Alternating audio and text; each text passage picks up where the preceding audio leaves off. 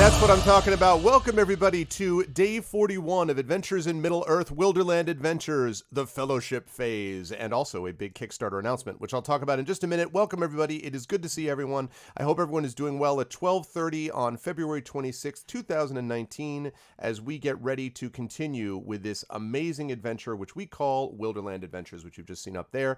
I am your host, Arvin Elleron. I am glad to see everybody, and I hope everyone is looking forward to the awesome today. It's going to be good times. So, before we get underway, just a couple of reminders about things, about ways to support the stream. If you haven't done so already, please follow the channel. That is always appreciated. If you haven't done so already, please check out the YouTube channel with !ArvTube to see past broadcasts of the stream. As Echo Alpha was nice enough to put up there, please retweet this stream. Please do that, especially today, because this is a big stream. !tweet, so you can retweet this stream. !ArvTweets will let you actually follow my Twitter, which is always appreciated. I talk there about writing and gaming and music and teaching and, family and occasionally politics and music and things like that. So you can do that. !ArvShop will let you get over to my merchandise area where you can buy Infinity and Beyond stuff for my regular D&D campaign, but also this stuff and others, this campaign and others are going to be going up there shortly. !ArvShop for that. Also, I should mention the website, arvinelleron.com, is a place to find out more about this too. !ArvTreon is the Patreon. We are currently up to 382.96. We've had a few bumps in this of late as people have started to get back involved with the Patreon, which is super, super great. So thank you so much, and I am looking forward to more of that. Please continue to support it if you can. Our goal is to try to get to 420 by the end of the year. This really does make a difference because we have a lot of channel-related stuff happening that is in the pipeline, and all of that. A lot of that costs money, and so any support that people can give is much appreciated. It's never required, but always appreciated. And last, of course, the sub button. We've got about 44, I think 45 subs now. I saw that somebody, I think it was Brahms, resubbed, so thank you so much, Brahms, for that. You folks can follow suit and get these awesome emotes. And by the way, we have new emotes that are going to be on the way shortly. So we've got emotes coming up, and that's going to be a good time. And yeah, so don't forget about that. You get some emotes, and you're going to get more of them, which is great because Twitch has rolled more of those out. So that is super cool. So please make sure to jump on board with that by subbing, and you also can get the power to inspire the players as well. Now, with that said, I am going to get rid of this, and I am going to get rid of, where the devil is it? There it is, this, and I'm going to turn on that. There we go. Good to see everyone. Hello, everyone. Welcome, welcome. Now, I have a big announcement before I get to my wonderful party that is waiting patiently. I have a big announcement regarding something that I am involved in. Now, I mentioned on several occasions that this is going to be a big year for me on the publishing front. I've got a lot of publishing projects coming up that I'm working on and various things that are underway, and this is no exception to that. The first of these projects is one that I've already announced, but I'm going to announce it again now, and I actually have cover art for this. I am pleased to announce that the Kickstarter for my adventure, Tales from the Forbidden Library, will be going live in March, specifically March 19th, and it will be during this time slot at 12 p.m. Eastern. We will be launching officially the Alligator Alley Entertainment will be launching officially the Kickstarter for, get ready for it, this. That is the cover, folks. Tales and Tomes from the Forbidden Library. This is not totally finalized, but it's pretty close to finalized. There will be some adjustments in the bottom font, but that is happening on March 19th. Tales and Tomes from the Forbidden Library. Now, for those of you who do not know what this is, what the Forbidden Library thing is, Forbidden Library is my set of adventures that I've been running for writers at the Gen Con Writers Symposium for the last several years, and we've been doing it in front of a live audience, and it's been great. I've actually broadcast a little bit on my Twitch channel as well. And so we actually approached each other. We were talking to each other about different projects, and the Alligator Alley people, who were kind enough to support my Espergenesis campaign, who were sponsoring that campaign, we talked to each other about the possibility of doing a project like this. And so they are going to be publishing this adventure that you see right over there, Tales and Tomes from the Forbidden Library. This is a fully 5e compatible Dungeons & Dragons adventure that's designed to get you from levels 1 to level 3, and there's actually 3 adventures in here: Night at the Forbidden Library, Return to the Forbidden Library, and Library, because I haven't figured out the title for that last one yet. But those linked adventures are going to be going into this book. But that is not all. Not only are you going going to get a copy of this book. But as we develop stretch goals, as we hit stretch goals for this Kickstarter, we have a bunch of contributors on board who will essentially be contributing tomes to the library, books to the library. So we're talking about people will be adding in, not full books, I should say, that would be too much work, but they're going to be adding things like a bestiary. So they might add a couple of brand new statted out creatures. They might be adding bits of lore that would exist within this city or within this world. They might be adding in new magic items or magic spells, which are 5th edition compatible. And we are talking about a wide range of people, authors and people from both the tabletop space, the speculative fiction space. They will be jumping on board. And so the higher this Kickstarter gets, the more people we will have contributing to it. So in the end, we want this to be a hardcover and also digitally available edition that will have multiple things available in it, that will not just be an adventure that can bring characters from levels 1 to level 3, but also will be a source book that will basically tell people about the library and the world around them. This thing that you see on there, that creature, is one of the creatures that you will find in the library, but it is not the only one. And so I'm, super excited about every part of this that we've had so far. And as I say, it is one of several projects. I can't talk about the other ones yet, but oh my God, so exciting about all of them. But I've been super happy that I can at least talk about this one to begin with. So this is starting again March 19th, Tuesday, March 19th, and it will run for about 30 days. It will start on Tuesday and it will end during my Friday stream, April 19th. So that Tuesday, March 19th is going to be a big blowout stream. We're going to have a lot of things going on it. So if you haven't done so already, please check out Alligator Alley Entertainment and please watch this space, spread the word about it, because I will definitely need support this one as well. Well, we're thinking about exactly that, Eridanel. We're thinking about exactly that. Also, I should mention that you can use characters yourself that you've created, or you can also use some of the player characters, the pre-built ones that are actually in here, each one of them with their own backstory and statted out for you at level 1 as well. So super proud of this adventure. I worked hard on these, and again, Alligator Alley, you folks know the good work that they do with Esper Genesis and all that. So I'm very, very excited that they are going to be on board with this, and they are excited to be working with me, and I'm excited to be working with them. So everyone's excited to be working with anybody. But so yes, that is the big announcement. Starting March 19th, ending April 19th, the Kickstarter, and it may not be the first one this year, in fact it probably won't be, for Tales and Tomes from the Forbidden Library, which is a set of adventures and a source book as well. So super awesome. It's actually my first game related product. I shouldn't say that. My first tabletop game related product. I've did flavor work for the card game Ascension, and I've done some writing for Emberwind, so I can't say that I haven't done anything in that space. I have actually done things in this space, but it's the first I wrote all of it thing that is being based upon that's a tabletop 5e related game stuff. So anyway, that's the announcement. Very, very excited. I'm super, super pumped about it, so please let people know, and I will probably be talking about it a lot for quite some time, and because that's what you do. So that's the deal with that. Thank you all for being patient, and thank you as well to my players for being patient. And now I'm going to, having announced my presence to them by unmuting myself, and my apologies for talking about this announcement I had about this adventure, I will now head over to them. Dun, dun, dun, dun, dun. There they are. There is my intrepid party. Again, I apologize, but I had to make that announcement that many of you just saw on my Twitch channel. So what? Yeah. Great. Thanks. I know you can be as unexcited as you like, but I shall be extremely excited, and the more excited for your lack of excitement. Yeah, I'm very pleased about it. But I'm also pleased that we've got the full crew today, folks, back. We are here and ready. Everybody is here. There are no, knock on wood, I'm knocking on wood furiously, internet problems, no one is sick, and all that sort of thing. And yes, this crew is with you for Wilderland Adventures. I will start, as I usually do, with the gentleman right below me, who is reading carefully into the world of Adventures of Middle-earth, and that, of course, is Mr. Trendane Sparks. Hello, Trend. How are you? How's life in the universe? And who are you playing today, sir? Tawny. Yeah, who's that? He's a new party. Who dis? which is something God. that this How have we never heard that before yet? Oh no!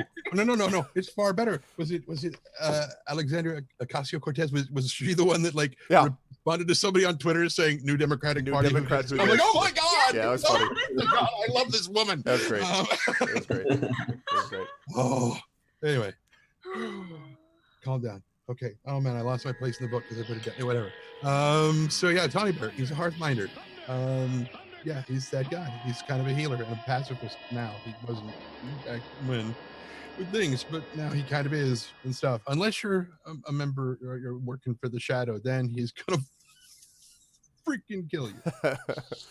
Not that you've had any reason to encounter anything from the Shadow, but that's definitely the case. It was just Tally wearing a mask. That's all. Exactly. It's no big deal.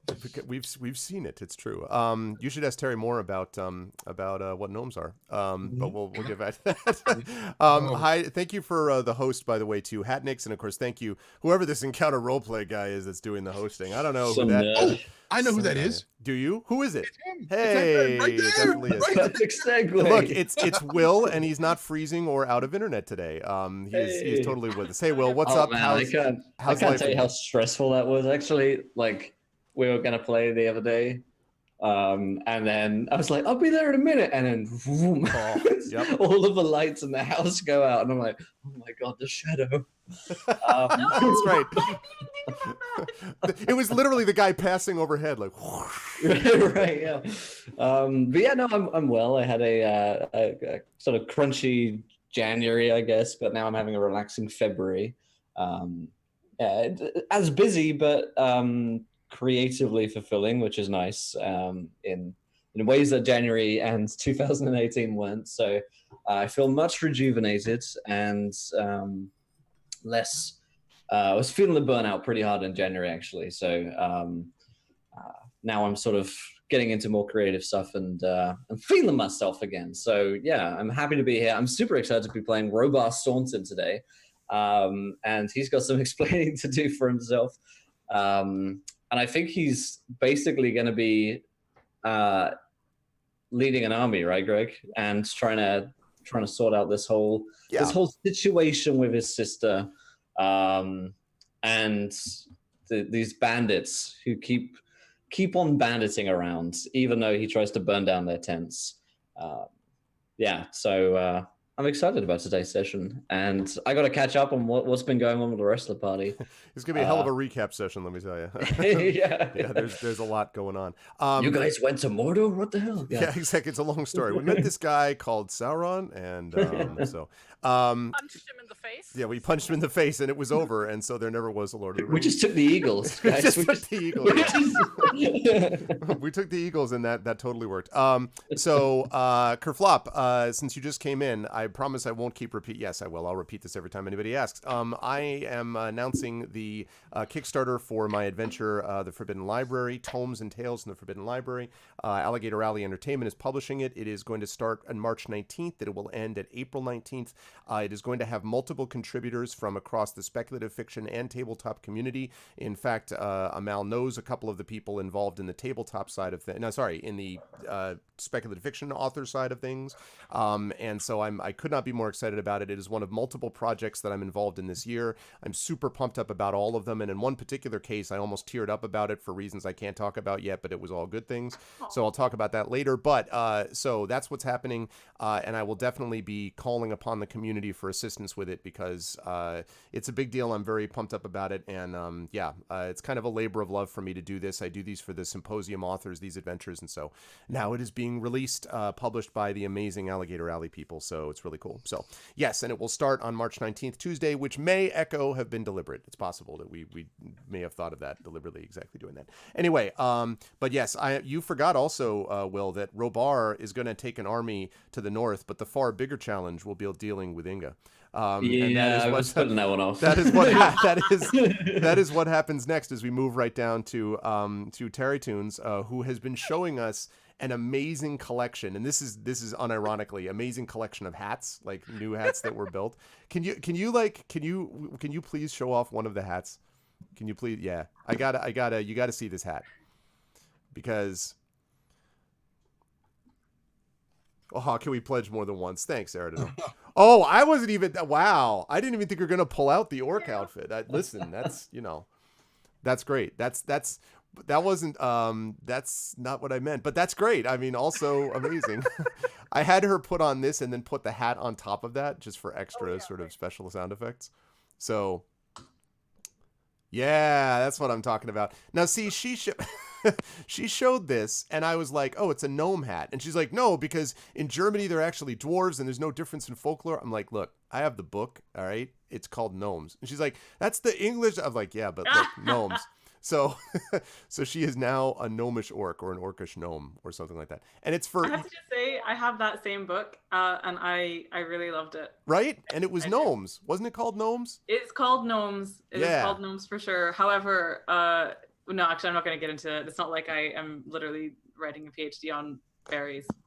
But yeah, no, it was a gnome book. I fell in love with that book. The art is super, super gorgeous. Yeah. And I didn't realize it was originally a German book, though. Wait, what book? Gnomes. I have it right here. Just called Gnomes? It's literally you know, just called I'm Gnomes. going to grab it while you guys Okay, do the rest of your yes, thing. please. I'm going I to grab wanna it. know what book that is. But hi Terry. Other than that, how has life been with you, and who are you playing? Life has been good, I guess. It's spring here all of a sudden. Like yesterday it was like 20 degrees outside, which is, Celsius. yeah, of course, Celsius. Every civilization. Civilized people. 20 degrees Celsius. Hmm. Yes. Oh, Yeah. you were being serious. Oh, okay. Yeah, I was being serious. I yeah. thought you meant it was 20 degrees yesterday, and today it's spring. No, I was like- spring started like suddenly a week ago, and it's amazing. Like, don't need to run around wearing like parkers and 3 scarves and 5 hats anymore at the same time. To not freeze to death. But yeah, like sunshine and stuff. I mean, the sun was shining like when we started like the call, but like then was sundown, which happens fast. Was it this book? Oh, cute. Yeah. Secrets of the Secret Gnomes. Of the Gnomes. And did you have the board game? There is a Gnomes board game which I possess. I What? have a Gnomes board game. Hell yeah. Yep. No. Yep. Amazing. Yep. I haven't played it for years either. I should bring it out for the kids. I didn't think about it. Anyway, yeah. So did you? I'm completely just blanked on whether you just told us who you were playing, Terry. Did you just tell us who No, was I have playing? not told you Okay, yet. good. Thank I God. am I'm like, playing. I don't remember if you told. All right. No, I was just talking about the weather. About the weather. So who are you playing? I am playing Inge, daughter of Ida. She is a dwarf of the Erebor, and she is a wanderer and stonemason by trade. And she, from now on, has an extra attack every attack round. Yep. Because we had a level up. Jaeger flop, Flop. dwarf or gnome. Exactly. Same thing. Norms. Gnomes. Norms. Yeah, Gnomes. gnomes and dwarves are the same thing.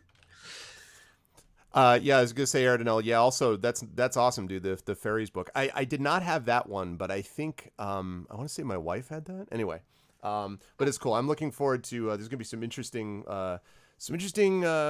discussions going on between Inga and Robar, which I'm very much looking forward to. And Inga, without giving too much away, by the way, after, as I'm about to describe, after we get done with this fellowship phase, Inga's character is going to have some. There's going to be some things going on with the character as something happens, but I can't talk about what yet. But it'll be great. It's called The Fall of the Dwarves. No, I'm just kidding. I just not in any way did I mean that. You know, she was about to say something, and now I think she's about to say something else. No, I'm still gonna say that. It's just like Okay. about the whole gnomes dwarf thing. Yes. Like, so while I'm at it, at like destroying like people's fantasy archetypes here, kobolds don't actually look like tiny dragons or anything. They are just gnomes. Yeah, I was always confused by that depiction of them because I also know Yeah. about kobolds from like Yeah. folklore as opposed to D&D, and that's a curious thing. Yeah, like kobolds are like, I guess, more like British Fae, I guess, like Celtic Fae, if you want. Mm-hmm. But yeah, like that. I mean, it's all the same: gnomes, elves, kobolds, dwarves. Well, technically, that's a difference between dwarves and elves in Scandinavian mythology. So, but yeah, like elves are weird. I don't know. Yeah. It's weird. It is. It is. But But also, like, so like Inga has a sidekick. It's a pony. His name is Lilleman. who saved the With day plot armor. and saved the day, right?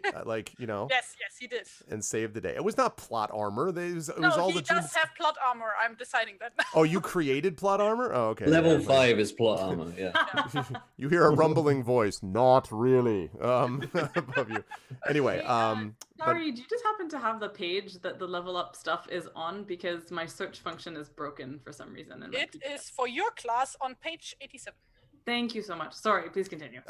That's okay. And speaking of continuing, they're all no. excited because they have recently leveled. They have elevated themselves in levels to, I think they were level 5 now. Yeah. Okay, so they have just Yeah, we're elevated now to level 10, 5 right. due to what stuff that has happened, which we'll talk more about. But first, we're going to talk to Amel, who has just returned from a place with lots of flowers. Yeah. And has returned to the cold northern climes of Canada without flowers. No, I don't know. I'm just making that No, part up. there are definitely no flowers in my parts of the Canadas right now. There is instead it's minus 24 right now here, Oh, which God. should I translate that into Fahrenheit for you? No. Minus let's 150,000 Fahrenheit. That would be minus 11 in Fahrenheit. So yeah, it's cold and there's a cold wind blowing also, but I don't have to go anywhere today, so I'm okay with that. Yeah, some shenanigans. I spent the last 10 days or so in the UK. So I flew to London, went down to Dartmoor to visit a very dear friend, where I saw many flowers, many beautiful flowers, because it's crocus and snowdrop season and daffodils are starting to poke out in a land where spring is. And it was really good. And then I spent the rest of the time up in Glasgow, went to visit one of my fave places, the Scottish Owl Centre, which is great and full of owls and That's excellent. awesome. And everyone should go. Seriously, if you're ever in Scotland and you have the opportunity, go to the Scottish Owl Centre. It's almost exactly halfway between Glasgow and Edinburgh, and it's in Polkemmet Country Park, and it's gorgeous. And the staff are super great. And it's where I set a story. A story of mine called "The Truth About Owls" is set there because I fell in love with that place and wanted to write about it. That's cool. But yeah, so it was great. It was a hectic trip, but it was good. There was not a single instance of travel that didn't have something go wrong with it. So, and I very nearly didn't make it back for this session. Oh yeah. Oh, thanks, Flying Enemy. Yes, LeVar Burton read The Truth About Owls on his podcast. That's a thing that happened for real that I keep forgetting happened because it feels like it belongs in a happier timeline. But hey, so so I did make it back though. And I'm glad to be here and not stuck in Heathrow, which was another possible outcome for the way things shook out yesterday. And I now have my small harp back with me, which I had hoped to have tuned in time to show off here. But Yeah.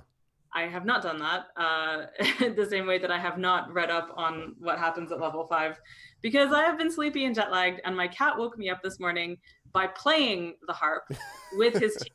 Which is a thing that he does, which he used to do it in Glasgow, and I think he's just very happy that this harp is now back here so that he can once again take his tiny cat teeth and go bloing over and over again. Awesome. So yeah, so I play a character called The River, who is a woodsman of Rosgobel. She is a warden, so she's a fighty bard, and she has a fantastic hound of Mirkwood named Stone. And I'm very excited for him to get more hit points as she levels up. So. I was going to say, I bet so. It's always interesting to watch Terry and Amel mostly concerned about their pets first. Like, okay, well, first of all, are they safe? Does this mean that they can get like iron fur or some awesome thing like that where they, on the horse. We should do this. Iron fur. We will talk about the prospects of getting iron fur down the line, but it is legitimately a great pleasure to have everyone with us. I love having the full crew here. Yes, we need to talk a little bit about what happened last time. And to do this, I'm going to fire up, and this is not going to matter to anybody but me, my newly organized jukebox, which is now in Roll20 arranged by combat music, ominous music, peaceful music, and soundscapes. This is what Greg was able to do before his first round of papers hit him and in between working on his manuscript in progress. So that's what I did on my summer vacation, he said, was work on this. Mostly because Roll20, as Will knows, has some problems with fan burst. A big sound effect thing is going away, which is kind of sucky for those of us who used it a lot. So I took that chance to do it. So we now have all this stuff. So let me see. I'm going to look through peaceful music and let's pop up Middle-earth Dawn by Tabletop Audio. No, Tren. Middle-earth Dawn. Okay. There we go. There's the sound. Aw, yeah. Awesome. Okay. I'm just unreasonably excited about this, and I'm going to talk about it quite a bit every time I can. So, what happened in our last session was the party, which had legitimately gone through a darkness in the marshes. I was thinking about this the other day, that the adventure where those who tarry no longer, where they actually went into the dream of this elven princess and battled these sort of historical figures, which was a really, I thought, an amazing adventure and really one of the party's finest moments in terms of role-playing. That was extremely difficult on a spiritual level in terms of its impact on them. This was difficult on them physically. Like, not only were they trying to run from stuff, but they basically had to try to get into the Dwimmerhorn, free a bunch of slaves, which turned out to be not a bunch in the end because many of them had already been killed, and to find out information about what the source of this darkness was. And boy, did they get that information. And then they had to get the hell out. And escaping was no mean feat, but they did manage to do it and get back to Woodland Hall, where they found the traitorous Magric, who had betrayed them on the way down to this place. They found him waiting for them, and thanks to a lot of acts of persuasion and their previous activities within this adventure and others, they managed to convince Heartfast that Magric was not to be trusted, which was proven when Magric actually attempted to stab Heartfast in the back, and was stopped from doing so by an arrow shot from Inga, I believe, which just managed to distract him enough that his attempted stab went wide. Magric then threw him, basically walled him up in the mountain and said, get this thing out of my sight. There was then an attack upon the party towards the end of our last session from several people, including Lockmond, who had basically come back for revenge on what it was discovered was his brother, revenge for his brother Magric. And so the party managed to defeat him, and in fact, not only defeated him, but Heartfast actually, Bane-style, broke his back over his knee before throwing his lifeless body into the river, which the party really felt like that was maybe a little bit too much over the top. No, they loved every second of it, actually, and they were cheering wildly as it happened. And at the end of this, they discovered that they had managed to save Woodland Hall, and that they had now gathered the information that they needed to report to Radagast. And as we enter this fellowship phase, we have things that have to be accomplished by the party. Number one, there is the leftover, and this is for the sake of the audience as much as the party. Number one, there is the concern of what's going on in the north, the bandits that have threatened to attack and destroy Black Tom and many of the farmers and people in Robar's ancestral lands. His sister, Melina, has asked him for help and basically asked him to return with an army. And so that's one thing that's there. The River's father continues to be trapped in this tower, and it has been of more and more concern to her. And she wants to, now that she's found out this information, report to Radagast and save her dad from whatever this terrible fate is at the top of this tower. In the meantime, Inga has some things that she's got to talk about with Robar about how stuff went down. She's got to deal with that, and she's also been tasked by Heartfast to go to the east of Mirkwood and basically speak to King Dane about getting crafters and stoneworkers and masons and so forth to come back and actually help strengthen the civilized lands of Wilderland, and also support the Mountain Hall specifically. And so she's been tasked with doing that.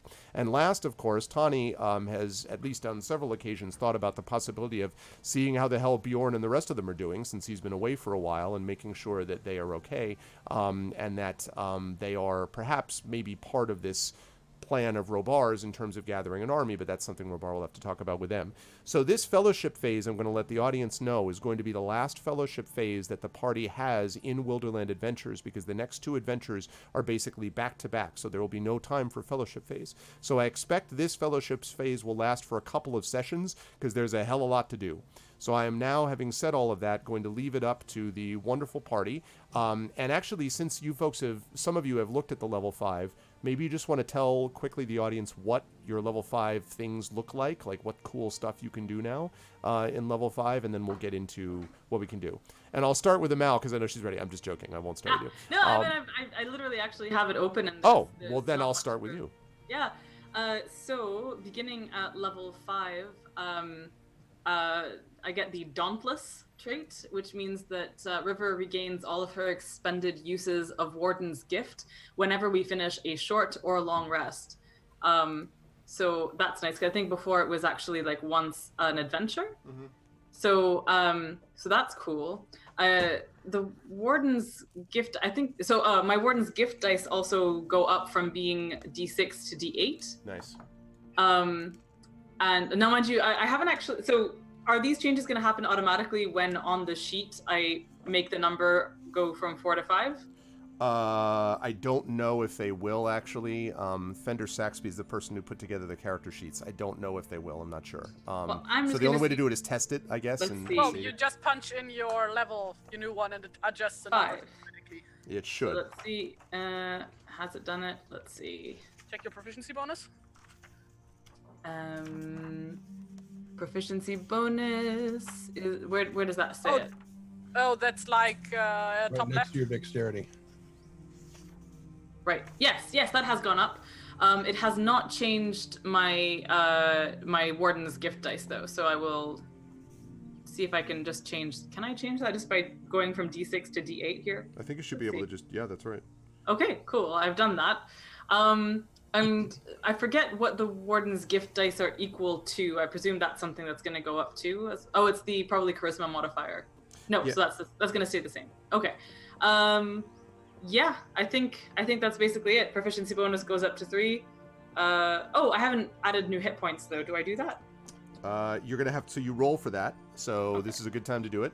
You're going to Just roll click the a word hit D8, dice. and then you're going to add your Constitution bonus to that. What's Oh, that, friend? Just And click the word hit dice. and Oh. hit dice go up by the total goes up to 4D whatever you hit Oh, dice. damn, look at that roll from Robar. Yeah. Well that's done. why- I actually have hit points now. Robar, So I just- river, I just river, hit crossing dice. river. Right. Two. Yes. So just rolling hit dice. Yeah, Oh. solid. My doorbell rang. I'll be right back. Solid. Awesome. And by the way, you folks can be are now at maximum. Incidentally, I know you were lower than that, but you're at your maximum hit points now. So Hooray. we're So my talking maximum hit points are now 39. 39 out of 39. And also, of course, since my level has gone up, Stone's hit points also go up. Right. So he should now be. So the formula is owner's level times 4. So Okay. he should now be at hit points 20. Wait, what's 5 times? Yep, that would be 20. Four. You're right. That's 20. There we go. Great. So where are those hit points? Oh yeah, he's not at 4 hit points. He's at 20 hit points. That's cool. 4 is so much fewer than 20. It's so true. Yeah, I don't know if any of his other attributes go up or how that actually works. I haven't looked at that yet. I don't know either, to be honest with you. I'm not sure. I will look up Hound of Mirkwood. But yeah, so that's me. That's great. That's an eventful level. Yeah. And actually, that Dauntless thing is going to be really useful Mm-hmm. because of the short rest part. Like, obviously, long rest parts are not easy. Which also reminds me, after you're done leveling, I do want to mention a couple of other notes about what fellowship phases you could do separate from these other things that I just mentioned. Yes. Basically, the way I'm going to handle the fellowship phase, before I forget, you will all have an opportunity to do one of the large things that I just mentioned. So, like dealing with the army or dealing with the stuff with, the River's father or stuff like that. You'll be able to deal with that. And then you'll also be able to, in addition to those story-based ones, add in one of the sort of normal fellowship phase things that you could do. Because basically this is standing in for, like I said, 2 fellowship phases. So essentially you can do 2 things, if you will, during this fellowship phase. That's subject to some veto on my part if it's ridiculous. Like, I'd like to, learn to become a healer and fly. That's within reason. But that said, I just wanted to mention that. So that's great. The river looks awesome. All right, and Stone is looking good with his not actual iron fur. Okay, let me move up to the person holding the large axe. So Ingo, what has happened to you since we've reached level 5? I guess Will could explain too because it's the same thing, but I can explain it if you want. Since we both play Wanderers. So first of all, proficiency bonus goes up from 2 to 3, which is nice. And then we both get an extra attack each, which means now during our attack action we get to do twice, which is super nice. So now I can shoot things twice and hit things twice. And double attacks twice. Double One thing you trouble. cannot do is shoot and hit something with a melee weapon on the same turn. I imagine you weren't going to try, but in case you were, just want to make that clear. Shoot It does and not say that I can't do that. That's true. I say that you can't do that. Oh, What if she gets like a bow that has an edged tip and she can shoot? That's really awesome, so long as she's using that and not her axe. Can I shoot my axe with my bow? Yes, it'll go about an inch, but you can certainly try. Poing! Yeah. I literally once played a character who had a harp that she could shoot arrows from the harp. Arrows from the harp. That's pretty Like, sweet. Yeah. Nice. I'm That was sure like there a are Pat no- Benatar song. The worst is when she hit the power chord. Oh, Oh man. man. And I rolled a 10, so that means from 30 hit points I now go up to 40 hit points. Wow. Well, it's a good thing you're going to be fighting nothing but Nazgul from here on out. No, I'm just kidding. Just joking.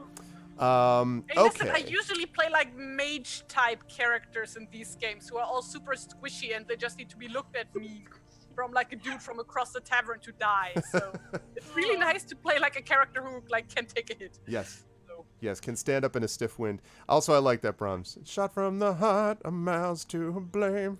You give... Yeah, that's great. That's great. You give harps a bad name. All right, so that is good stuff. So you have the ability to attack twice. You have your proficiency is increased and now 40 out of 40 hit points. You also, unfortunately, have 6 shadow points. That remains. Yeah, the I'm gonna case. ask you about that when we get to it. But I have one more question. So like while the others talk, I can look that up. Is it like, do we have like a possibility to buy like new gear, like especially like stuff that's not in the core rule books? We'll chat about that. I don't know about not in the core rule books, but maybe it depends on where you're buying it. But we'll talk about there may be. Then I'll just like look stuff up, and if I like something, then I'll ask you. Okay, sounds good. You had a question, Amel, or a comment or something? No, I didn't. Okay. Cool. All right, let's move up then on to Robar. Now, Robar also, as he says, plays a wanderer. But was there anything different though, Will, besides that about? Not really. No, I get 3rd, 7th, and 11th. We get features with the wanderer at least. So I get an extra attack, so I can have double the chance to try and hit something, which is really nice. And my hit points went up by like 11, so now I have 36 hit points. 46, right? 46? Oh wait, no, I had 25 before. What? No, I had you at 35 out of 35. Really? Okay, then maybe I have 46. Well, I had think you written have- down 25 here. But... No, I don't think so. Not at level 4. I mean, I may be wrong about that, but yeah. What's your con? That's a good My question. con is +1. Then you can't have more hit points than I do. Probably because not. I Well, maybe have it is con. 36. I guess the thing is though that puts you at lower than. I mean, that puts you as the lowest amount though if you're at 36. I could have just rolled really badly. I feel like I had a bad roll at level 2, which was like a 1. Maybe I leveled you initially before that. I should have or something. Anyway, okay. So let's say 30. So that would be 30. So what are we at? 36 out of 36. 36 is what I have. Yeah. Okay. You can always go back and check at some point, but All right. Yeah, I want to make sure, but for now we'll keep it at this. 36 out of 36. You have 2 shadow points. Okay. Yeah, and of course, the other thing, of course, that Rabar has the reveal royalty trait, which we talked about Yes. before, which then it came up again last time about wanting you to reveal royalty at some point. I don't remember under what circumstances, but they were just like, can we reveal royalty now? So eventually it's going to lose its effect, by the way. If you just go around revealing royalty and be like, All the yeah, we know time, you're yeah. royal. Like, just, hey, have you revealed royalty today? Have I talked about royalty today? Have you heard the good news about me being royal? Anyway, but yes, I'm looking forward to seeing how Robar does stuff. It's going to be active day, I think, for Robar. He's ready. And last but certainly not least, of course, we have got Mr. Tawny Bear, the Bjorning Scholar. Do you want to tell us the highlights of what happens to you, sir, at this advanced level of 5? Well, what happens to me? That's actually not what Tawny sounds like. It would be really bothersome if that's what Tawny sounded. Basically, like everybody else, his proficiency bonus goes up by 1, so he is, like everyone else, at a +3. And he gains Webs of Deceit, which I shall now read from the book, even though Will just sent it to me in the thing. At 5th level, your insight and learning is sufficient to manipulate others with well-timed words or theatrics and cheap tricks. Also a good band. Right, exactly. At the start of any interaction, you may make a wisdom/insight test against a DC of 15 plus the target's wisdom modifier. Is successful, then at any point in the conversation, you may gain advantage on any one skill check through your scholarship and preparation. You might, for example, make cryptic reference to some secret known only to a few people and remind the person you're talking to about the deeds of their forefathers, or raise your staff to dramatically startle a flock of crows to underline your words, which isn't nearly as cool as just doing it anyway. You might palm a firework or arrive just in the nick of time, precisely when he means to. Could you just, like, even if you're in a dungeon, like, you just raise a staff and a flock of crows just out of nowhere? Just just comes like, out of a chest. That's awesome. Yes. Aside from that, really not much. Well, I mean, listen, that's pretty awesome. Like, Oh, That is fantastic. I get to roll my hit points too. I forgot about that. Let's do that. I should probably do that now. Watch this. Let's see if you'll be so able horrible. to beat Robar for 5. So not no. quite. Slightly behind Robar. All right, 35 out of 35. Although the good news is that another thing that you don't have as much as anyone else is shadow points. You have as many as anyone else. You have 0 of them. So to reset, we have Robar with 36 out of 36 hit points and 2 shadow. Tawny with 35 out of 35 with 0 shadow. The River with 39 out of 39 with 4 shadow. Stone with 20 out of 20 and 0 shadow because he's stone. And Inga with 40 out of 40 with 6 shadow, which for the record means Inga has the most hit points, wins the hit point sweepstakes, also wins the shadow point sweepstakes. Yeah, probably also the highest armor class. So, quick question. Sure. So I was looking at the Hound of Mirkwood description, and so you're supposed to add your proficiency bonus to the Hound's armor class, attack rolls, damage rolls, saving throws, and skills. So that should presumably have gone up with my proficiency bonus. Right, you should be adding +3 now to that. Right, so I don't know how to actually change that in. Let's see, because it doesn't. I think that's all formula or something. Prof bonus automatically goes up on the sheet when you switch it to level 5. I don't know about the rest though. Right. Does it increase your armor class? It shouldn't, right? It does. It does in this game? Huh. I don't know. Increases her pet's armor class. Pet's Yeah. armor class. Oh, pet's armor class. Yeah, not Oh, hers. shit. So that's the thing. So, gosh. I mean, that can be just, as far as I know, I just adjusted it now. You just so, did right now? Mm-hmm. All right. Well, I will in a minute once it'll save in a second. I think. So, all right. So it'd be a 16 armor class now, right? It was Right. okay. And then let's see. As far as the attacks are concerned, I'm not sure. Oh yes, I can. All right. So to hit would be now a 6, right? Because on attack rolls also. Yes. So what the book says is on AC, attack rolls, damage rolls, saving throws, and skills. Saving throws and skills. Okay, give me just a sec.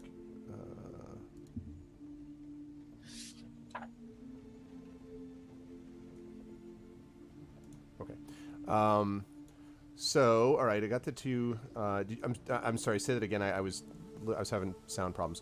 To So what again? AC, attack rolls. Yep. Damage rolls, saving throws, Yep. and skills. Saving throws and skills. Okay. So, all right. The skills is not a problem because it's the main thing is just perception. So we'll adjust that. So it should be perception +4. And what else is there? Actually, I have a perception plus. I think I have perception +6. Oh, that makes sense. Sorry, yes, because I'm reading it off the sheet without my proficiency bonus Yeah. on it. So it should be, yeah. Yeah. Is somebody drumming in the background? Am I hearing a dun dun dun dun dun dun dun dun dun? I really hope so. No. Nope. Wonder if I'm Not getting. me. Seems to have stopped. Okay. I think I was getting a little bit of electrical feedback, and I was hearing it, and it was throwing me off. Okay, so armor class 16, hit points 20, perception is 6. Let's see. To hit is now 6, basically +6. On hit is now 1d6 +4. And I think that's adjusted now in the bite section as well. And then saving throws, it basically just has, those are all listed at 0 at the moment anyway, so you'll have to make, you'd be having to adjust that anyway. Yeah. And I think that should be now fixed, so let's see if that actually worked. What do I see? Hit points 20, armor class 16, skills perception +6, bite. Oh, something went. Oh, quiet. that's what just happened. I just Oh. realized why I was hearing what I was hearing, and it's because there's actually like birds and stuff in the background, so nice work by me. That's what I was hearing drumming. It's actually insects, so yeah. Good. Oh, okay. There's a Good playlist. work, Middle Earth Dawn. Soundscape. Yeah, +6. I think that's right. Hopefully. Okay, Cool. cool. So we are good to go. All right. So now, last thing I want to mention, and then as I say, I will completely hand things over to the party, is just about the fellowship phase. So I want to remind everybody that in addition to the things we mentioned that are story-based, we have also got a couple of other possibilities. You could theoretically open either Mountain Hall or technically Roscabel could be opened as a sanctuary. Those are both possibilities. You could open those. That's an undertaking which would use up one of these two fellowship phases that I previously mentioned. You could also theoretically use, and Tani, this is something you might consider, you could also theoretically use research lore to investigate that big chain that you saw. That is an option available to you to sort of find out more information if you wanted to do that. And then there is so that's the sort of specialized stuff relating to this. And then you have the normal fellowship phase things, some of which will be of interest to a couple of you anyway. So, for example, you have got, as I pull it up so I can make sure that I got all of them in front of me. You have got, for example, you've got recovery, although all the exhaustion levels are moved and all that, so I think you're okay with that. You could theoretically try to train one of your cultural virtues, potentially. In fact, I think, Will, is that how Robar got his revealed royalty, was because of training a cultural virtue or not? I don't remember. No, I think he just got that on just a got level. his level. Okay, so Yeah. but training might be an option. You could theoretically gain a trait that would change things around. For example, River, if your experiences have changed the way you felt about the prospect of being doomed, and you wanted to consider the possibility that maybe things will be different for you, you could essentially do that as an undertaking. You could remove the doomed trait and do something else instead, if there was a narrative reason to do so. And maybe that's something you would do after you rescue your father, if you do so. I'm just letting you know that that's like one conceivable thing. Healing corruption. This is going to be a big deal for those of us who have some shadow points. Healing corruption would allow you to basically remove the taint of corruption with themselves, and you would basically be doing a insight ability check at the end of this. And if you get a high enough total, you could remove up to 4 shadow points. But there's a pretty good chance that you'd be doing at least 2. And also, Nonstop has just inspired the river, who needs all the help she can get. Okay, What? so so the river has been inspired by Nonstop. Thank you, Nonstop. That's so sweet. And then, so there's that. I don't think. Oh, actually, I take that back. We do have the opportunity for you to meet a patron, and the person in particular is Radagast. You could choose to have Radagast as a patron. And then I've already talked about opening Sanctuary. And then the last thing, besides the researching lore that I mentioned, is to receive a title. So it is possible that you could actually basically develop further your work with, for example, the Woodsman. Both in Roscabel and in Mountain Hall, they have reasons that they're very pumped up and excited about what it is you've done for them. So you could attempt to gain a title from them, like Friend of the Woodman, which would have certain mechanical benefits, and would be, something that would be of aid to you sort of going down the line. So those are the basics. You've got a lot of different things that you could do. So now, having said all of that, I now give it over to the party to decide all of what you want to do. I have a question first about like way in the beginning when we made our characters in the first place. I did not really understand what stuff like the background and the hope and despair mean. Yeah. So I just picked from the thing in the book, but you can actually come up with your own stuff, right? For that, or do we need to take something from the book? What are you talking about, like a trait in particular? No, or? It's just background story stuff basically, and I just picked something that vaguely enough sounded fitting for my character, but not actually is, because there wasn't anything in the book that properly fit. So I was just asking if we can. Yes, I would say change that. Yeah, and in fact, I mean, it didn't come up so far, so it doesn't make a difference. Well, the only reason that I was actually kind of hesitating a bit is that I'm just sort of quickly looking to sort of one of my other source books for some information about this.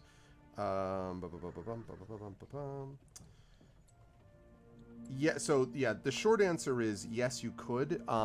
We would need to talk a little bit about how you want to handle that mechanically. There are mechanics attached to that? Well, yeah, because if you're talking about if you're talking about because you're talking about stuff that's relating to your background as a dwarf, right? No, about my character's background story. That doesn't right, have but I anything mean to your do with character's their background people. story as a dwarf. If you're just talking about your complete character background. No, I'm talking about the background, what it's officially called. Currently I have driven from home as a background, Right. hope, the past is the past, I can do better, and despair, I've seen the worst and I'm doomed to see it happen again to someone else's home. Oh yeah. Yeah. And just by now narrative. I figured out Oops. that that doesn't seem to have any mechanical bearing, so I could just put whatever better fits there for my character, right? Or does it have a mechanical bearing? Because I know it doesn't have in 5e. So Right. So it does not have. So the thing about that is that there is. There are skill proficiencies. Correct. I think, that are attached Yeah, to there them. are mechanical connections to it. Okay. And in fact, I just want to pop up this. So driven from home, for example, gives you skill proficiencies in intimidation and survival. Oh, wait, what does it say? Oh, here it is.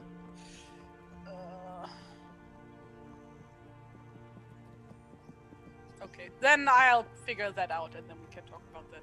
Okay. Yeah. I mean, you can certainly make alterations. This is kind of relating to what I was talking about in terms of altering traits as a fellowship Yeah. undertaking. Now is the time to do something like that if you want to, but it would be an alteration, not an addition. So you don't get to have extra proficiencies plus what you've already got. No, You I'm would just need- thinking because the stuff that I chose in the beginning was Yeah. I'm that doesn't happy. really I'm happy to describe talk my more about character, that. but Sure. there isn't anything better to choose from. Yeah. No, I'm more than happy to talk about that. That's totally fine. Okay. Yes. Good. Okay, I'm going to hand things over to the party. It is up to you how you want to discuss what is necessary, what you would like to do. You are currently in Mountain Hall, having spent several weeks there actually resting. And now your thoughts, actually I shouldn't say several weeks because of the time frame, several days resting. And so now your time is basically, your thoughts have turned to the various tasks that I have laid out previously. And so now I leave up to you what you want to do. So when we did this before, we kind of, I think, divided up between us what made most sense for our characters to try and like accomplish as many things together as possible. And the things that strike me are that Inga needs especially to remove that corruption and stuff. So it makes sense to me if you want to focus on that, then the other, I mean, the things that we are definitely going to need over the course of the next while are sanctuaries and perhaps patrons, right? So opening at least one sanctuary would make sense. And I'm torn because narratively speaking, I think that opening Rosgobel as a sanctuary makes sense, as does having Radagast as a patron. So I'm not sure which of those to go for, at the same time that I really want to also remove corruption from River.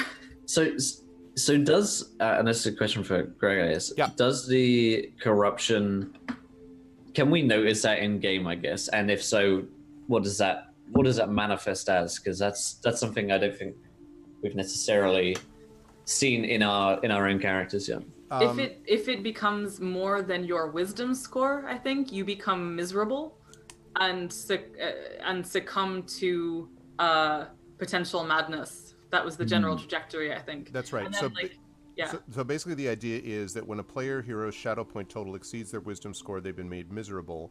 And a miserable creature has disadvantage on attack rolls, automatically fails charisma ability checks.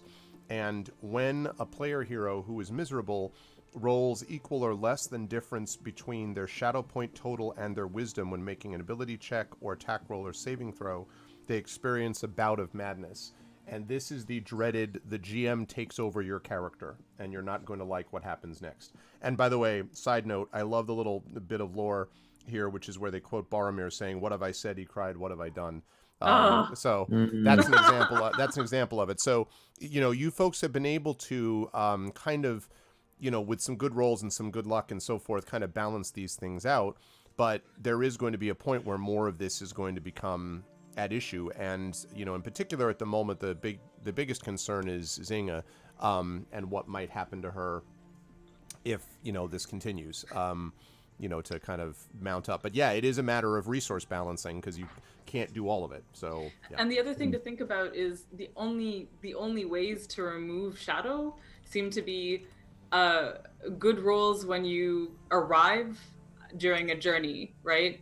Generally. Or story-based things, but that depends. So yeah, exactly. They're haphazard, and they're like I remember like the crystal that we found in the river, removed a point of shadow and stuff. And so they seem kind of chancy and arbitrary for something that can have such dire consequences.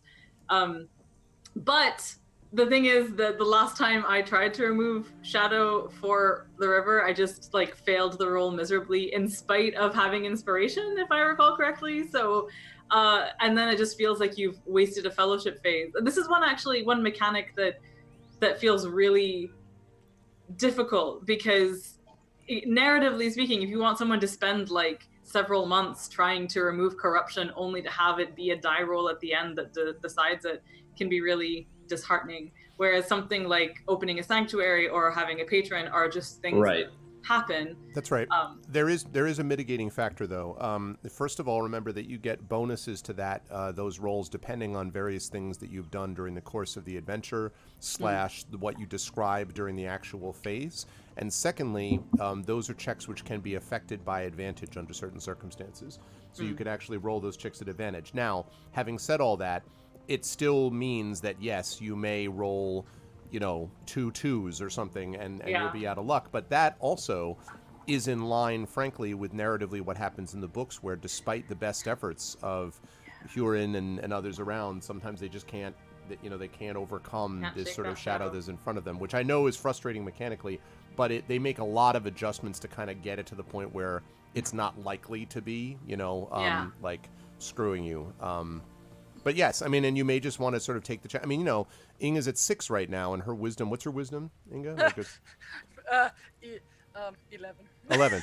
So, I mean, she's over halfway there, but you're like 2/3 of the way, almost 3/4 through Wilderland Adventures. So, but then on the other hand, you're getting to the nitty gritty with the last 2 adventures, which presumably will be the toughest. So it's a balancing act. Yeah. I Well, think I mean, in like Inge's case, like last time she got to remove, like I think what we said was like basically you can remove shadow points when your character is like doing like puts themselves on their comfort zone, which for like Inge was doing repair works and working on the houses and stuff when they were at Bjorn's hall. Yeah, during the phase, you mean? During the fellowship Yeah. phase? Yes. So like I'm figuring if like she is gonna get on the road again to just like regularly travel, because that's also one of her comfort zones, because that's what she does, that's why she left home, to like be back on the road. Yep. Because she didn't feel at home at the Erebor. So like, and like also the fact that she got to convince Baranol to tag along, if like Hardfast lets him go anyway, which would also help. So if Inge gets to go to the Erebor next for like that like personal quest she's got from Hardfast, then I would imagine that like she would be very much in her element. Like first of all, traveling with an old friend, and second of all, like having like traveling without like being chased down by orcs all the time. So Right, and the way that we would work this mechanically is that without giving stuff away, I will say that you're likely to be traveling in that direction very soon. So basically I would think of this as being at the end of this fellowship phase that you're on, assuming that you have saved one of your, fellowship slots, basically, to do this. While you are traveling, you will indeed be able to make these checks based on what you've just described. So, yes, you will be able to try to reduce your shadow. Now, again, it's not 100% guarantee, but you can get advantage. Sounds logical for her. Yeah. But like it really depends on whether or not she is actually going to the Erebor during the fellowship phase, because like there's also the issue with River's dad that we kind of need to rescue like yesterday. This is the thing. Like, Right. so this is something I'm having difficulty reconciling with the timeline too. So is it part of the fellowship phase for them to do that? Or is like having returned, really? Is it? Cool. Yes, All because right. that's why I tried to separate it from the mechanical. In a fellowship phase, you can do X, Y, Z. And I tried to separate this out and say you'll be able to do those, and you'll be able to resolve your story fellowship phase thing, because otherwise that would be really shitty of me if I didn't do that. And I think Robar in the narrative also has something that he feels he has to go and do now. That's his impetus is his sister's like, yo, we got to go do something. So that's what his focus would be on for him. So he's not focusing on removing shadow. I mean, he's only got 2, but even if he had more, I think he would be in that mode of like, let's press on rather than tarry any longer. It's cute. It's that Yoda moment, right? It's the save her you could, but you would destroy all for which she has fought and suffered. Like right. which Luke's like, yeah, I'm gonna go save them. So go Stu. But yeah, like Inge is like her first priority, I think, is River's dad here, because she is like not gonna let River go alone. Literally, like the lion's den, I guess, in this case alone. Because if we were 2 levels further on, Tawny could heal Shadow. But well, I mean, good thing that we just like leveled up That's to level good to 10. know. Let's just level up. Let's just get some XP. Oh yeah, that's why didn't I think of that? Just kill some we'll orbs. We'll just do our fellowship thing. How many experience points does like one boar give? Right. Yeah, you just go out and grind. It's just After like, the Wildlands to grind. suddenly it's Lord of the Rings online. Hey-o. Can we find a basement with giant rats, maybe? God, I know, right? I also want to mention just quickly that one of the options that you folks have, and I can handle this either way, you could theoretically split. You could send Tani and Robar to the north. You could send Inga and the river south. You could say, because Inga's already ticked off that she's been disconnected from Robar, but, no, I want you to come with us first, and you could try to do one and then the other. This could be a very epic, like, save the father, jump on some eagles, head north, save the sister. Like, there's all sorts of options that you can consider that you need to work out for yourself, and I'll play around with any of it. I'm just giving you the kind of mechanical. Inga doesn't really know what's going on with Robar yet, so like. Do you guys want to like roleplay the scene out? Maybe that might help us get some. Oh yeah, I assume so. Also, we need to do the whole thing, like the what's it called again? Flashback thing. Oh yeah, between Inga and Robar, where they're finally gonna have a heart-to-heart. Well, I assume they're doing that first, and then you were gonna have the role play it out. That's why I'm saying that we should do that before that. So like. Go for it. All right. When are we then? Is this like, do we have that like on the road while we are running from the orcs, or is that like? I would say that's up to you. I would give you a suggestion, which would be this might be the kind of thing that you could do. I don't remember actually if you stayed any amount of time in the Hobbit hole, or if you just went on the way back. I don't think you did, right? We crashed at that one place, that ray that let us have a full with the howling wolves in the distance and all that. Right. Yes, that would be a good. Yes, you could certainly do it there. I don't know.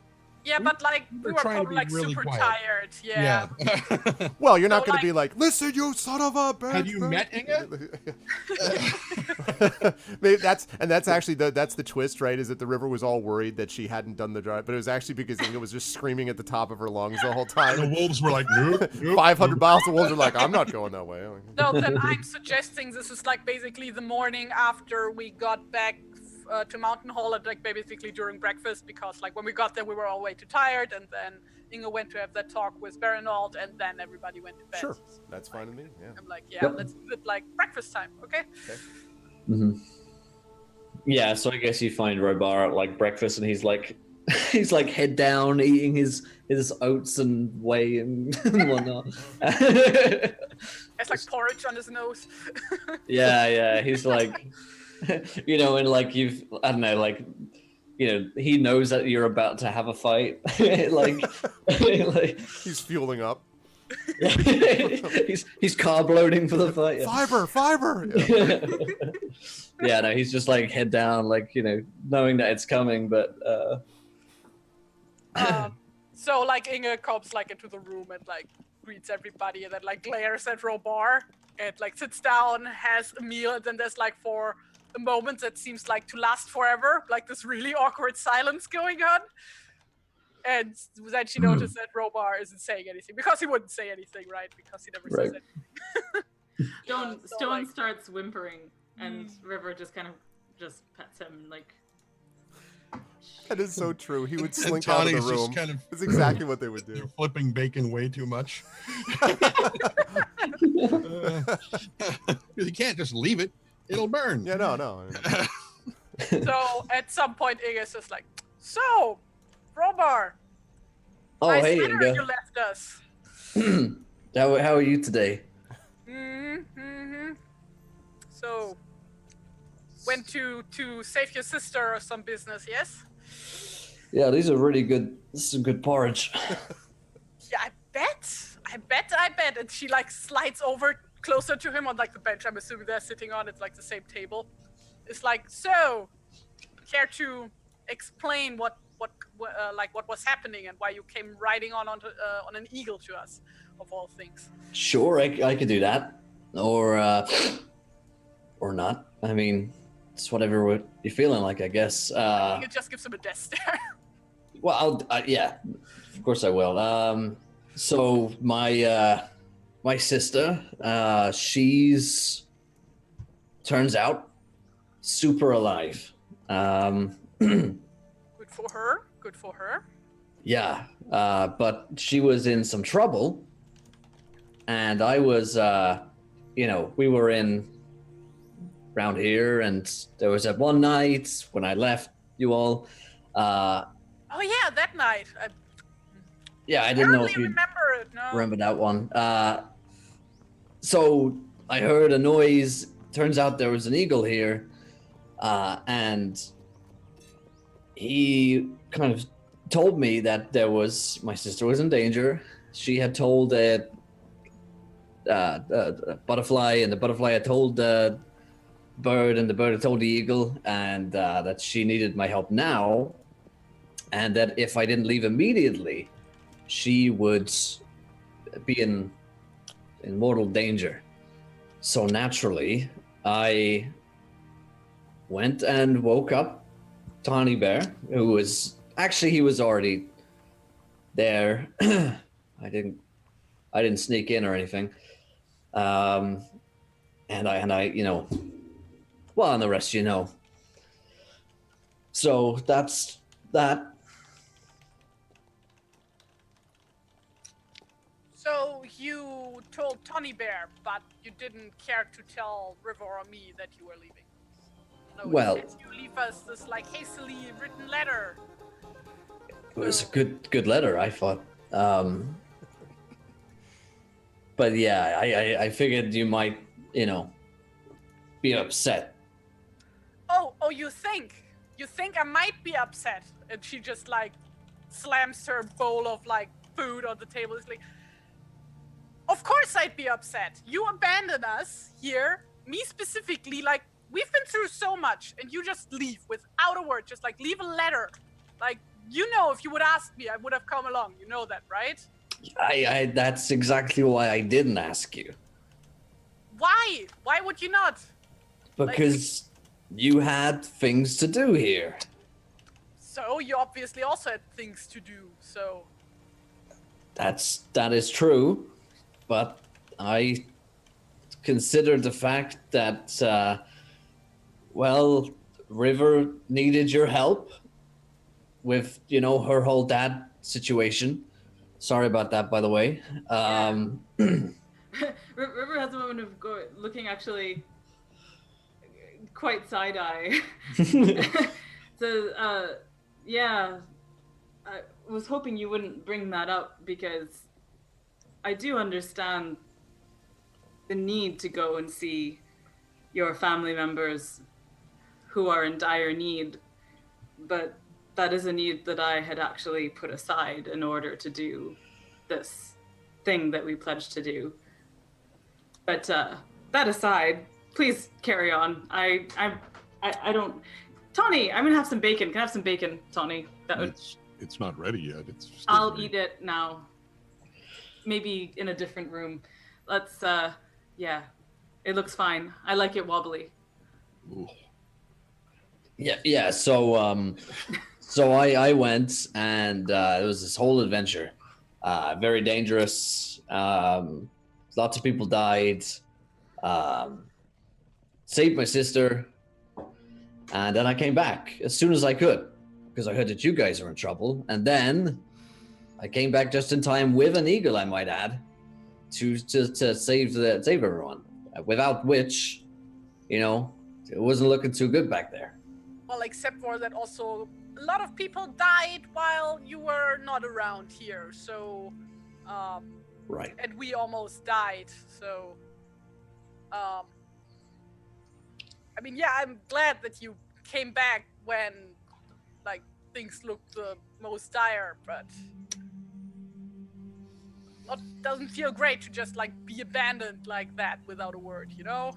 Yeah. No, I'm sorry. I really am. It's just the eagle said if I didn't leave right then, and you know, I figured that we might have this argument at the time, which would have been, you know, a bad time to have this argument. It would have been better to have it now, you know? Guess. Still though, big move. Yeah, well, you know, kind of a dick. Yeah, no kidding. So Like, Inga tries not to laugh really hard. I'm sorry, I am. If I could have done it any other way, I would have tried to, but it felt like if I didn't leave right then I would have lost her, and I'd never even had the chance to get to know her, so... Can you at least promise me that you're not gonna do something like that again? Like, Well, just like tell me next time, okay? what about that? because turns out that I managed to get her out there, but there's kind of a bigger situation going on with this guy called Vigland. And he tried to kill my sister, but he's also trying to kill pretty much everyone else up there in the Anduin Vales at the moment. Wait, that rings a bell. Didn't we was he in the letter we found? Like the letter that we got at the what's the name again? At the inn. I'm pretty sure he was mentioned then. But yeah, he keeps cropping up, this guy. So I kind of promised her and all of the others that I would come back within 2 weeks to try and help them. Wait, so 2 weeks? I think I said 2 weeks, right? Correct? Yeah. What? It was 2 weeks. They were running. No. I was listening. I had myself muted. What was this now? They were running for 2 weeks or something like that, and I said I'd be back in a couple weeks. I think it was more like. Or 2 months. Oh, maybe. No, it was not 2 months. It was more like, I think. I'm trying to think about how long it took them to get down there. I think it's more like maybe about 9-10 days, because you went up by Eagle. They were going down. You joined them after they got there. So it was probably about 8 or 9 days before you got back down to them. I think is when it came down to. And how long was it? I said to them that I'd be back. That you said to them. I'm sorry. Yes, I think you said that it was going to be a couple of weeks. Yes, and that they basically had said, because they were worried about, and you don't have any idea, frankly, like what's going on there. Right. They could be under attack now or burned to the ground. I mean, or not. I mean, you have no idea. No. just joking. Okay, we got our usual daily disconnect, which I really love. So just hang on a second. God damn it. No worries. It's really, really irritating me. All right, hang on until we are back online. We're still recording though, so. Yeah, but people should be able to see what we are doing. Oh yeah. Just don't say anything you don't want the people at YouTube to find out about. Well, in that case, so my social security number is the phone. I was going to blame all of this on Ajit Pai, but okay.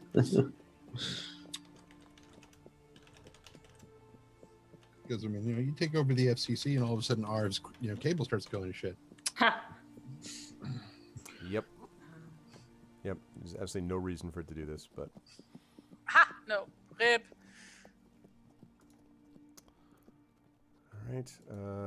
And. Okay. And now it's reconnected for no reason at all. Okay. All right. All right, we're back. Good. Sorry, on you go. And so the shadow is dead. We're all fine. There's no Lord of the Rings that happened. Destruction of Sauron. So I promised them that I would return in a few weeks' time to try and save them, because Vigland and the rest of his men are hunting them down as we speak. I mean, they could already be, well, So you are saying that, not only is River's father in dire need of rescue, but also your sister and her friends. A little bit. Yeah, a little bit. It is hard to have family, isn't it? Right? So I didn't know what a pain in the ass could be. So I've got to get back up there at some point soon. Because he's gonna kill her, and there's this other girl. Her name is Aested. She's his Jiglin's daughter. It's his whole thing. But also like guy, and also that guy Big Tom. Black Tom was his name. And all of the. Yeah, we met Black Tom. Yeah, you met Black Tom. He's also in danger. But you have not met Aested. Just Robar has. Yeah. So are you planning on abandoning us again, or? No, not at all. I figured we could try and divide and conquer, maybe. He just looks at River and waits for her response. River is trying very hard not to have emotions, and just silently chew her wiggly bacon,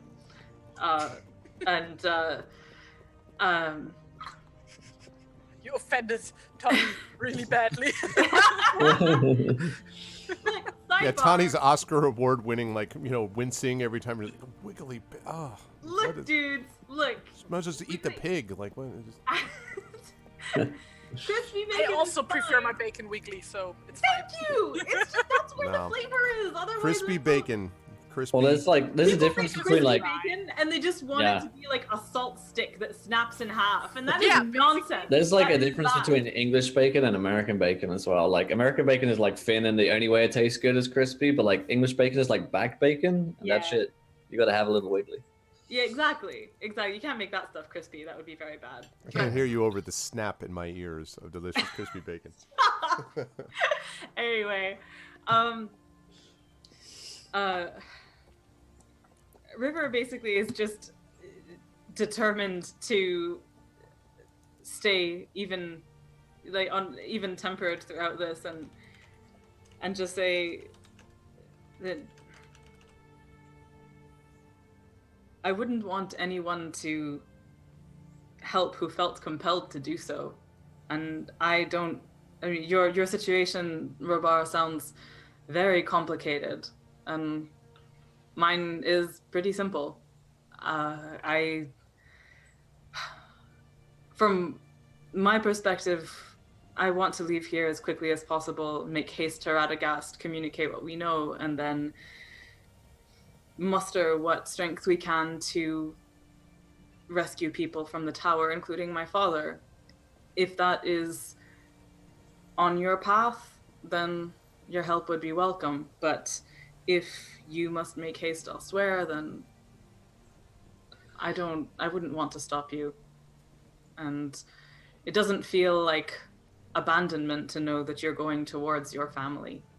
It's what I'm trying to do. I wouldn't want you to feel like I was abandoning you in your hour of need either. It has just been hard to do all of these things that we've been doing, knowing that my father might be in the situation that we were all in that dream.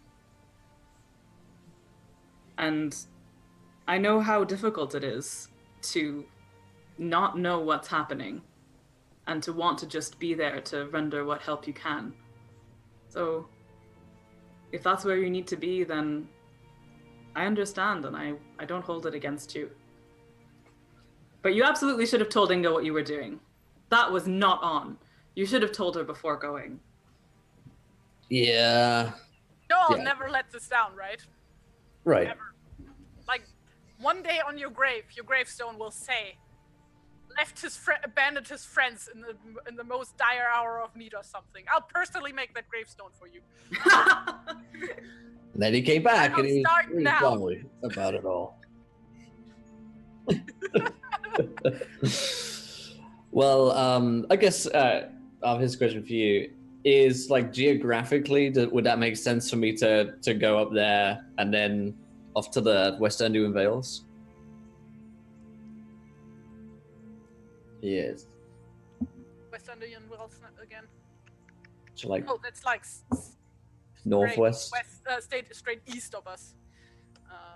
Also, I mean, are horses an option at this point? I mean, because we're kind of reckoning things in terms of walking all the time, but if you don't have an eagle to hand, then surely there are horses one could ride and like make more haste with.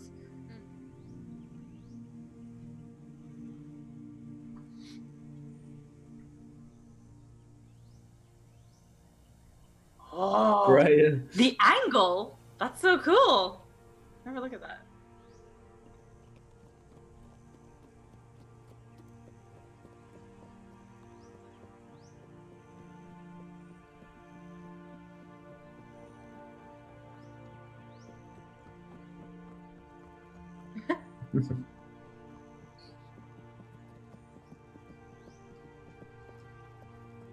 But Inge does need to go also to the Erebor during this fellowship phase, right?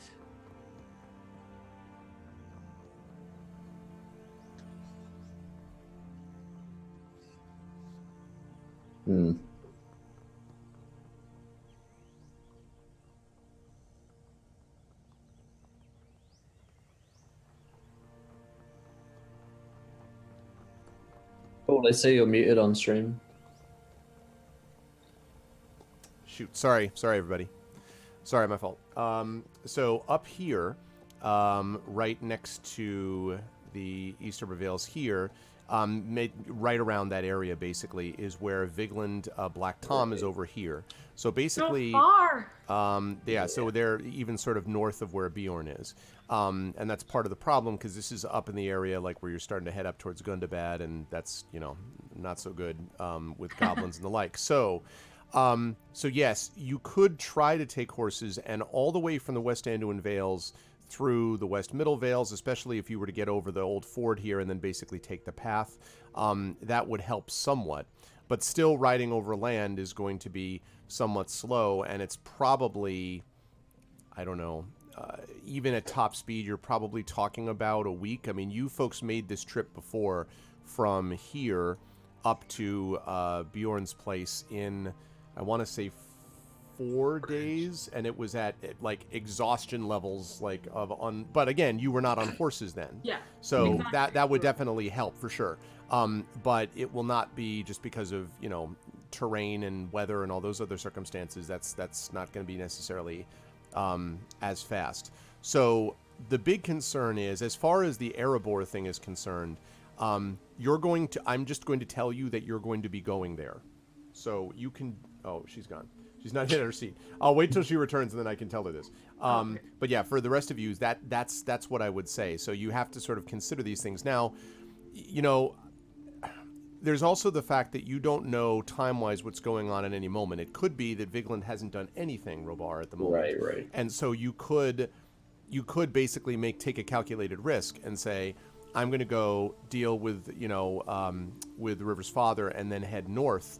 And there may be consequences to that, or there may not be. I promise you, I'm not trying to bait you but it is possible that might happen. Or you could reverse it, go north and deal with that situation, and then head south. But then the river's got a decision to make too, because she's already put this off.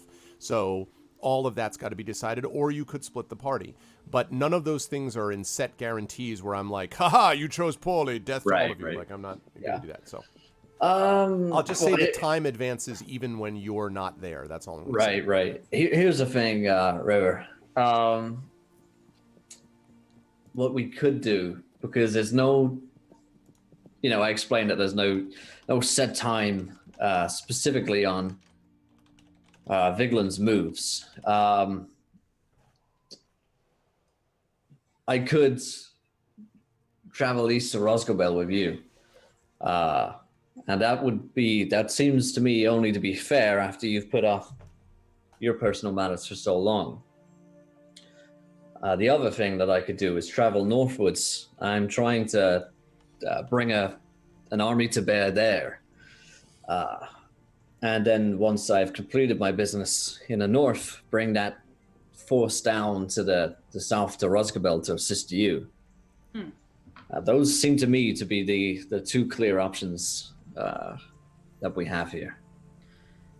Tell me, do you have plans on what forces you want to muster to take north? I figured I might stop at Bjorn's house along the way, and Eagle's Eyrie as well. They've been very helpful to me in the past. And Black Tom's men in the West Upper Vales. As well as, what's the name? Easted's own kin.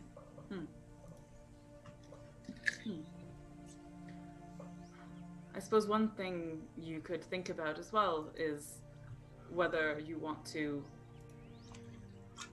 ask for more of Radagast's help if you came to Rosgobel first before going up. He might have means of assisting you to travel faster and that sort of thing. That's true. That is true. Well, I suppose, and she turns here to look at Inga and at Tawny. This is, I would know your counsel in this as well, because I know my path from here, and it is, I look at the map, and it is southeast immediately. I can't put this off any longer, and I really must return to Rosgobel. But I will do that. I'm doing that regardless of what the rest of you are deciding needs doing, and I don't want genuinely to presume on your aid in this. So if you feel the need, Rabar, to go north, you shouldn't do that alone either.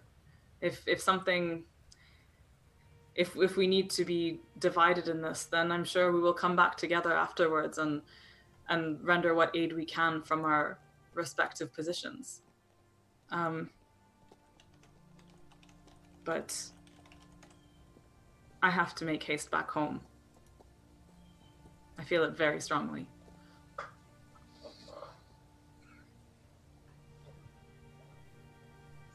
So, I guess we are splitting up then, for now.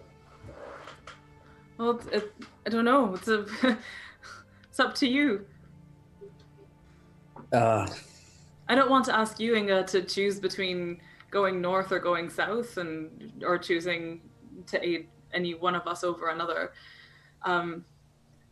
There's danger on all sides. There's work to be done everywhere. Yeah. But we should think about butter spread too thin. over too much bread. Yeah. I can't remember where I heard that said, but some story, no doubt. Right. I mean, we can't put off either of these matters, I believe, based on what Robar says. So, and there is no way I'm gonna let either of you go alone anywhere again. So. Well, what the river says is true. I could ask for more assistance from Radagast and Rosgobel. And there is no set time on exactly when Vigland will make his move. It may be in a month from now. It may be tomorrow. I'm willing to roll those dice. I've already put off helping you for long enough. So I'm happy to travel southeast of you, River. I understand how important family is. I would have felt as though I had missed an opportunity and done myself a misservice, I suppose, if I had never even met my sister. But having met her, now I know that she's capable of looking after herself and the folks that she's with now. And she would not have me look away from my duty, as I see it, to my friends. So I think it's best for us to travel to Rosgobel. River just kind of surreptitiously looks down and definitely not wiping away a tear, and just goes over to Robar quite impulsively and just hugs him really tight and says, Oh. Yep. And says, thank you, Robar.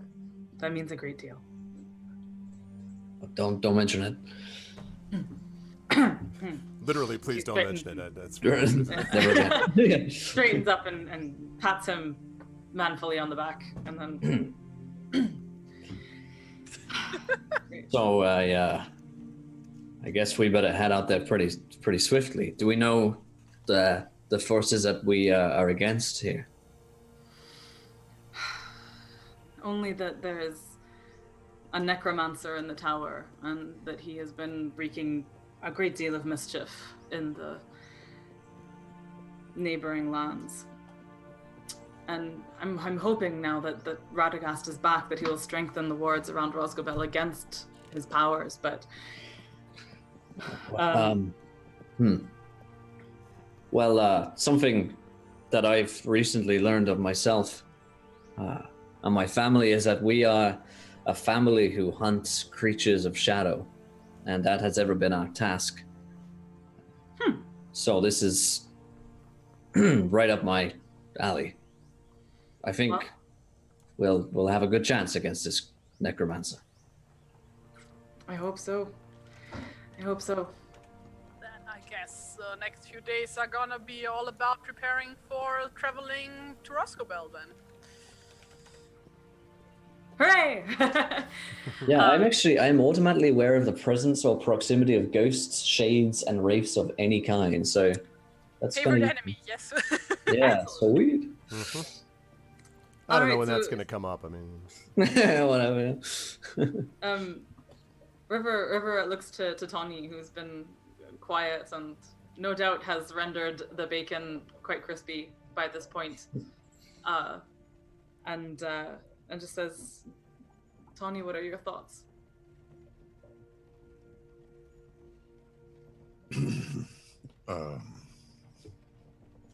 The bacon's done. It's a bit overdone, if you ask me. No, I couldn't just. Oh, hey, just like my gran used to make it, and you can drink it right in. Crunch, crunch, crunch. So, my only real duties back in Beorn's lands are to tend to my crops and my flock and my hives and everything else, but those are being looked after by my neighbors and by Beorn on occasion. Unlike all of you, I don't really have any family. Haven't for a very long time. Except for all of you. My lands are being tended. My animals are being taken care of. Wherever you need me, I'll go.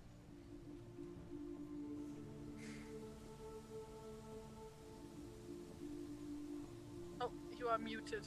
Oh, well, that's no, fine. can you? I'm muted because I'm melting in my heart. Aw. That's no. because the bacon grease is too hot. That's definitely what it is. Conquered off. Yeah. Thank So, you, dear friend. I guess that settled that then. So I guess I'd be a bit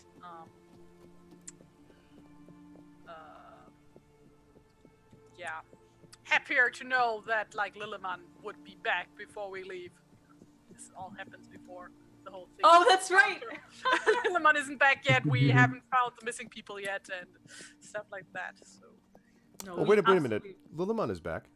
Yes, but this is a flashback, right? Oh, well, the before- flashback. Oh, I'm That's sorry. like I'm the sorry. first I'm sorry. breakfast after we returned. That's right. That's right. I'm sorry. Yeah. I forgot Lilleman this is gets back at flashback. second breakfast. Yeah, I forgot this is flashback. My bad. Yeah. We won't leave without Lillimon, Yes. and I'm sure he'll come back to us quickly. Also, Inge like looks at everybody's gear and clothes. Yeah, I think we all need to do some repairing here first.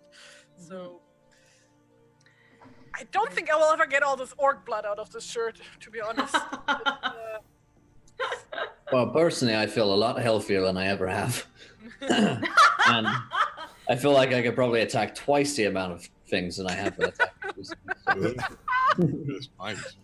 You look, for some reason, I want to say you look 11-y, but I'm not sure why. But, yeah. Oh. Hooray! I'm very happy. Huzzah. So, I'll be right back. like, oh, goddammit. Okay, never mind. Move on then. Robar needs to be here for that. So, So, we can yeah. do that afterwards. All right, mechanically speaking, then. Yeah. So we are gonna go to Roscobel. That's hooray! I'm very glad of that. We still want to think of. I have this little cheat sheet that I've written down of things that we can do. So we can heal corruption, seek a patron. I can train stone. We can open a sanctuary. We can develop a trait. Is that it? Research a trait, something like Correct. that. Or really alter a trait. Like, Alter a so- trait. yeah. Train a virtue? Is that the same as training? Is stone the only trainable virtue? That might be your virtue. I'd have to look Yeah. again to make sure, but yes, that might Wait, be where your can virtue. we look this up again? What chapter is that? The virtue? Virtues. I can't remember, Oh, but I picked a random page to put it up, and it was the right page, actually. I really want an actual physical copy of this book because usually the PDF function is good and helpful, but it is just not working today, and it is very beautiful, and I want it. So I can talk to them about that. Although I have to say I don't. It may take a while for it to be sent or shipped to you. Also, I don't know. The best part about having the PDF, which I don't, is the fact that, like I said earlier in the Zoom chat, I would have to manually type out all of my virtues and everything into my character sheet. Yeah. You have the PDF, you can just copy paste. There, That is very true. you're updated. I'm like, I think I got my book through the German Paizo store, actually, because they ship like all the gaming things, like no matter the system or the publisher. So, awesome. but don't quote me on that.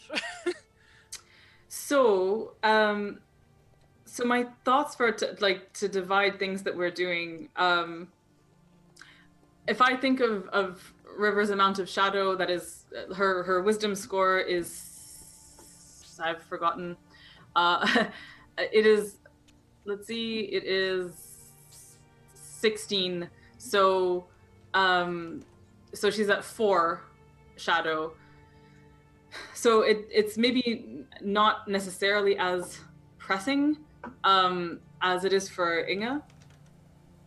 So I'm really debating between having Radagast as patron and opening Rosgabel as a sanctuary as one of her actions. I don't know if one of you, if we're all going to Rosgabel, one of you can do the sanctuary. I think Roban may end up doing that if because he wants to also be there to ask for help from Radagast for his problem. So that would make sense for him, maybe to ask to get a patron in Radagast. Maybe thematically that makes more sense for him to do that one.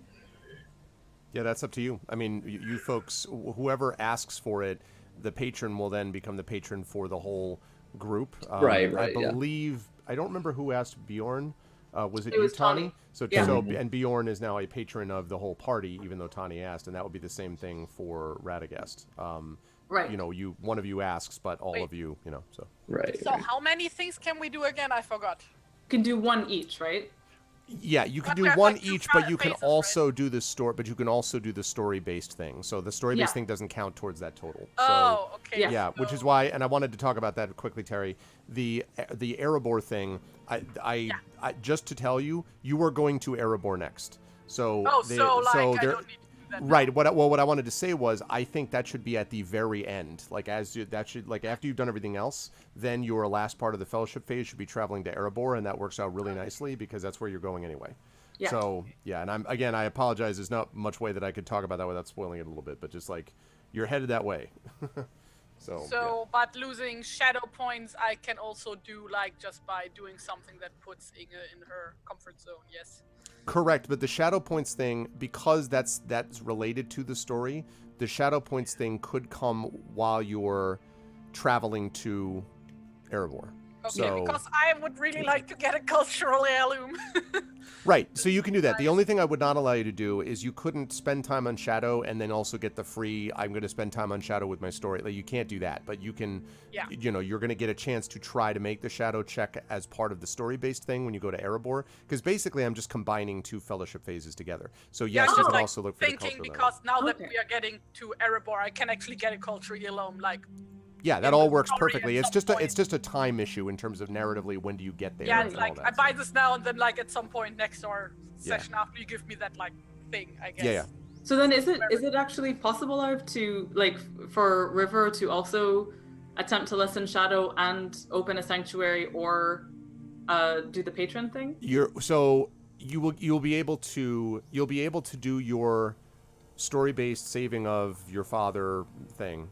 Because that's I think that's heavily implicated in her shadowiness, I think. Right. Has been, So like, that's what I would say. Yes. So that would actually tie into the possibility, now partially depending on how it goes. But that would have, I would say that would give you an opportunity to make such a check. Yes. And then in addition to that, you could either open a sanctuary or find a patron or, you know, whatever else you want to do. Okay. One such thing, not like sanctuary plus patron plus train stone plus that you could do. No. I don't think training stone is a priority right now.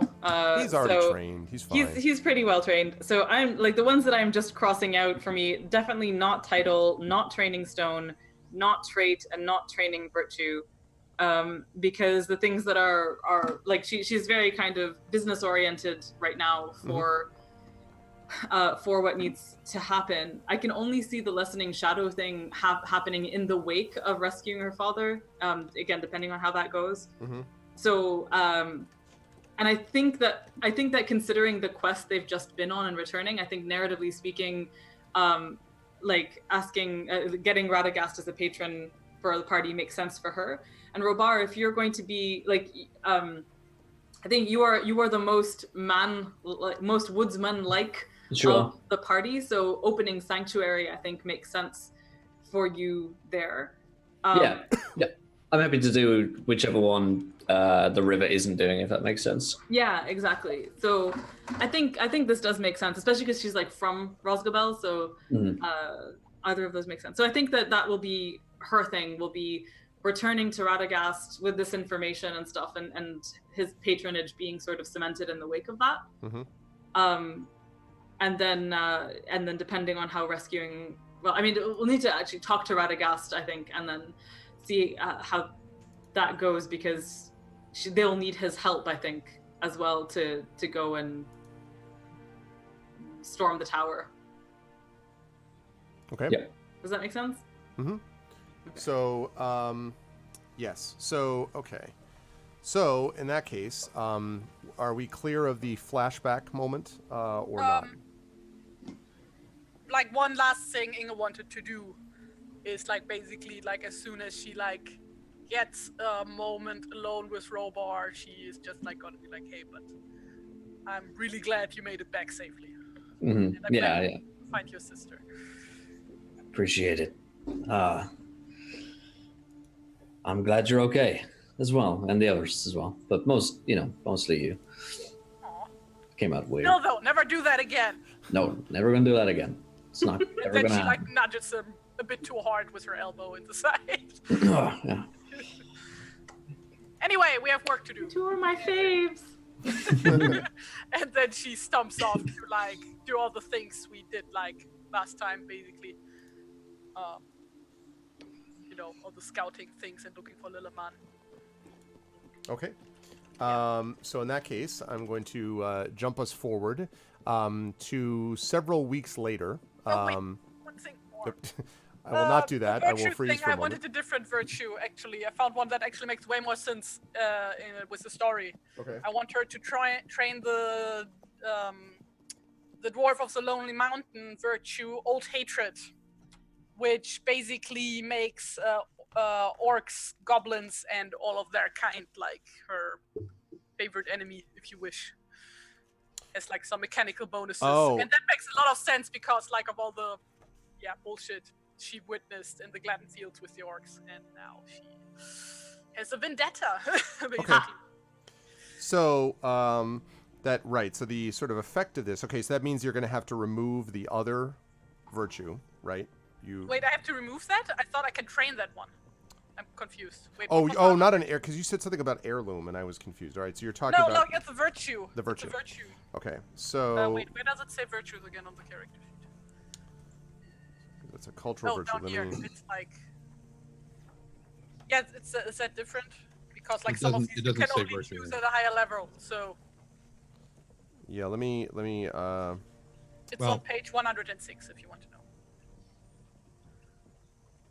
No, I see that. I don't need that. I want to see what you can do for this other thing. Okay. So being able to train. Yes, right. So train the cultural virtue. Yes. Yes, you can do this. Yeah, you're right. Okay, So without you do. removing No, you don't something have. No, I was getting confused with the trait. So yes, you can add on to this virtue. So yes. So what that means is mechanically, the description of this is great. Do you want to read the description? Like what? Okay, first of all, Baruch Kazat Aimenu, an ex swung and swept back, 2 orcs fell headless. That's a Tuesday for Inga, by the way. I mean, like. Yeah. You know, Well, I mean, it's Tuesday, so... right. yeah. Yes. I might have noticed. When you face your kin's most hated enemies, you feel the strength of your ancestors, slain by the foul hands of orcs, flowing impetuously in your veins. when you are fighting orcs, goblins, and their kind using a melee weapon, whenever you roll for damage, you can re-roll your weapons damage dice and use either total. So effectively, she damage. gains advantage on Damage. damage rolls against orcs and goblins. Yep. And It's awesome. Yep. if using a melee weapon.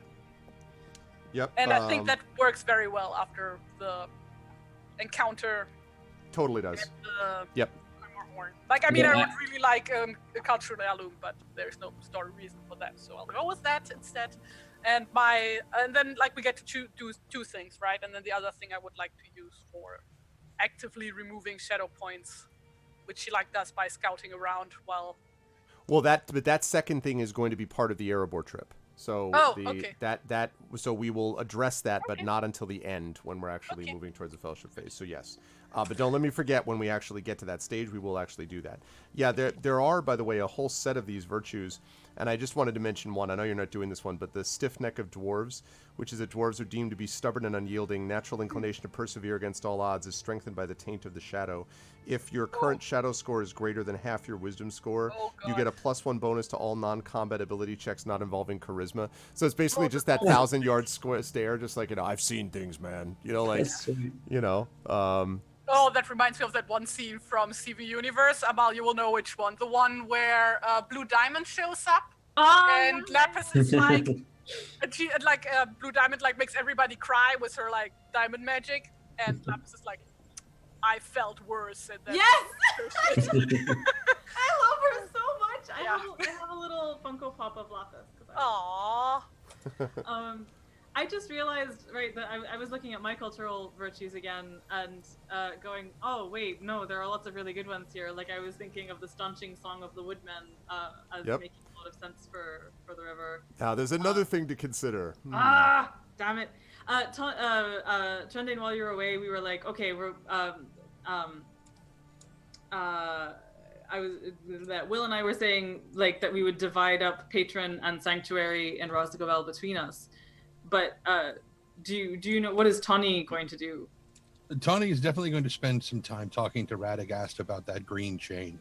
Right. Yeah, we got some research lore in your future, I think. For Okay. that. That's one of the two things that, because if we're combining two fellowship phases, then he's got another one he can do. Yes. Right. But I haven't really decided on that yet. Okay. All right. Because if it is party wise, I don't know. I'm looking at. So here, the Staunching Song of the Woodmen goes. The song has been taught to the worthiest members of your clan since your people first descended along the banks of the Great River. Its tune echoes elven songs from a time of war and weapons, and its precious knowledge has been passed with great care from one generation to the next. Singing its words can reduce the loss of a warrior's lifeblood to a trickle, letting it flow back to the heart. After you finish a short rest, you may sing this song to recover a hit die plus your constitution modifier's worth of damage without expending one of your hit dice. By spending inspiration, you may do the same for all the other members of your company. Your allies roll to recover hit points based on their hit dice and constitution modifier, not yours. So part of me, like, thinking tactically, if we don't have, if we're not getting a fellowship phase in the next while, and we don't, and we're heading far away from our sanctuaries. Do we have a sanctuary on the other side of Mirkwood? Lake Town, I believe, is a sanctuary, but I have to double check. I think Lake Town, believe it or not, that long ago, is actually a sanctuary for you. Okay. And why would it be though? Because you started there. Oh, so it automatically becomes a. I think so, but I gotta double check. Even though we all were just there by chance. By fate, yeah. We're all like, screw that place. We're going to Mirkwood. Wait, didn't we stand? You left, start you're like, out I'm in never gonna Escaroth? want you as a sanctuary. Yeah. Didn't we start out in Dale, not in Escaroth? No, you started in the countryside near the long lake. Okay. So you were, yeah. Yeah, we were next to Dick. Yeah, I remember that now. Okay. Tawny was probably up there apologizing. Yes. So, that's a toss up for me. Because the Staunching Song is pretty cool. Although also the natural watchfulness, if we're going to be going through Mirkwood, would probably also be a good one, where While in or near a forest, you have advantage on all wisdom, like perception, ability checks. You also gain a +5 bonus to initiative rolls. Oh, that's pretty good. Wait, what? This is another virtue, natural watchfulness. Yeah, I like. Yes, you do have Esgaroth as a sanctuary. Oh, okay, good. Wait, Esgaroth, double? the town of Esgaroth is the only place the player heroes may consider a sanctuary at the beginning of the game. So right Wait, now, there is- your sanctuaries are Esgaroth and Beorning's place. and Bjorn and the Bjorn's Hall. I'm just confused right now because I was Like, wrong about Royalty is a cultural version. Wanderers also get one natural watchfulness as like a class thing, but that one doesn't come with a bonus to initiative. Oh, yeah. And I So- was like, wait a second, you get an initiative bonus? That would be a bit much. Yeah. I mean, I think it also just makes sense forever having grown up in the woods and stuff. But anyway, so the point is, I'm torn between this and so we need to open a sanctuary and get a patron. I think either way, so long as two of us are doing that, that is cool. So I'll basically say I'll leave it to Tawny. If Tawny, if you don't have another thing that you would prefer to do besides Tawny, Tren, anyway, that you'd prefer to do besides one of those, then I will take that on. Because, yeah. Does that make sense? You're going to do the research plus one other thing that you haven't decided. Right. So if there is something that you'd rather do besides gain patronage, and that would be fine, and I will do the patron thing. But if not, and you do want to take that, then I will take one of the cultural virtues.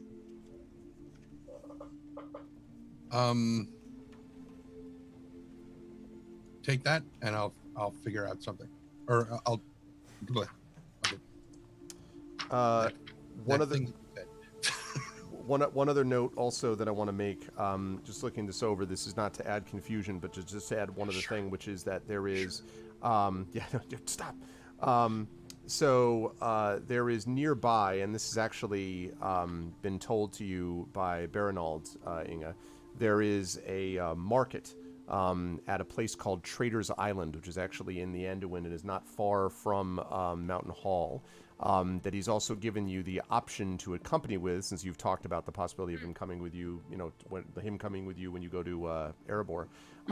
So he has offered for you to come to this market with him.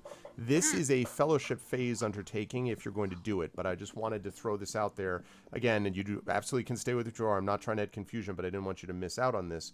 So basically this is a large market where lots of people come from all over. In fact, this is where Magric originally was, doing stuff, that guy, but of course he will never do anything again.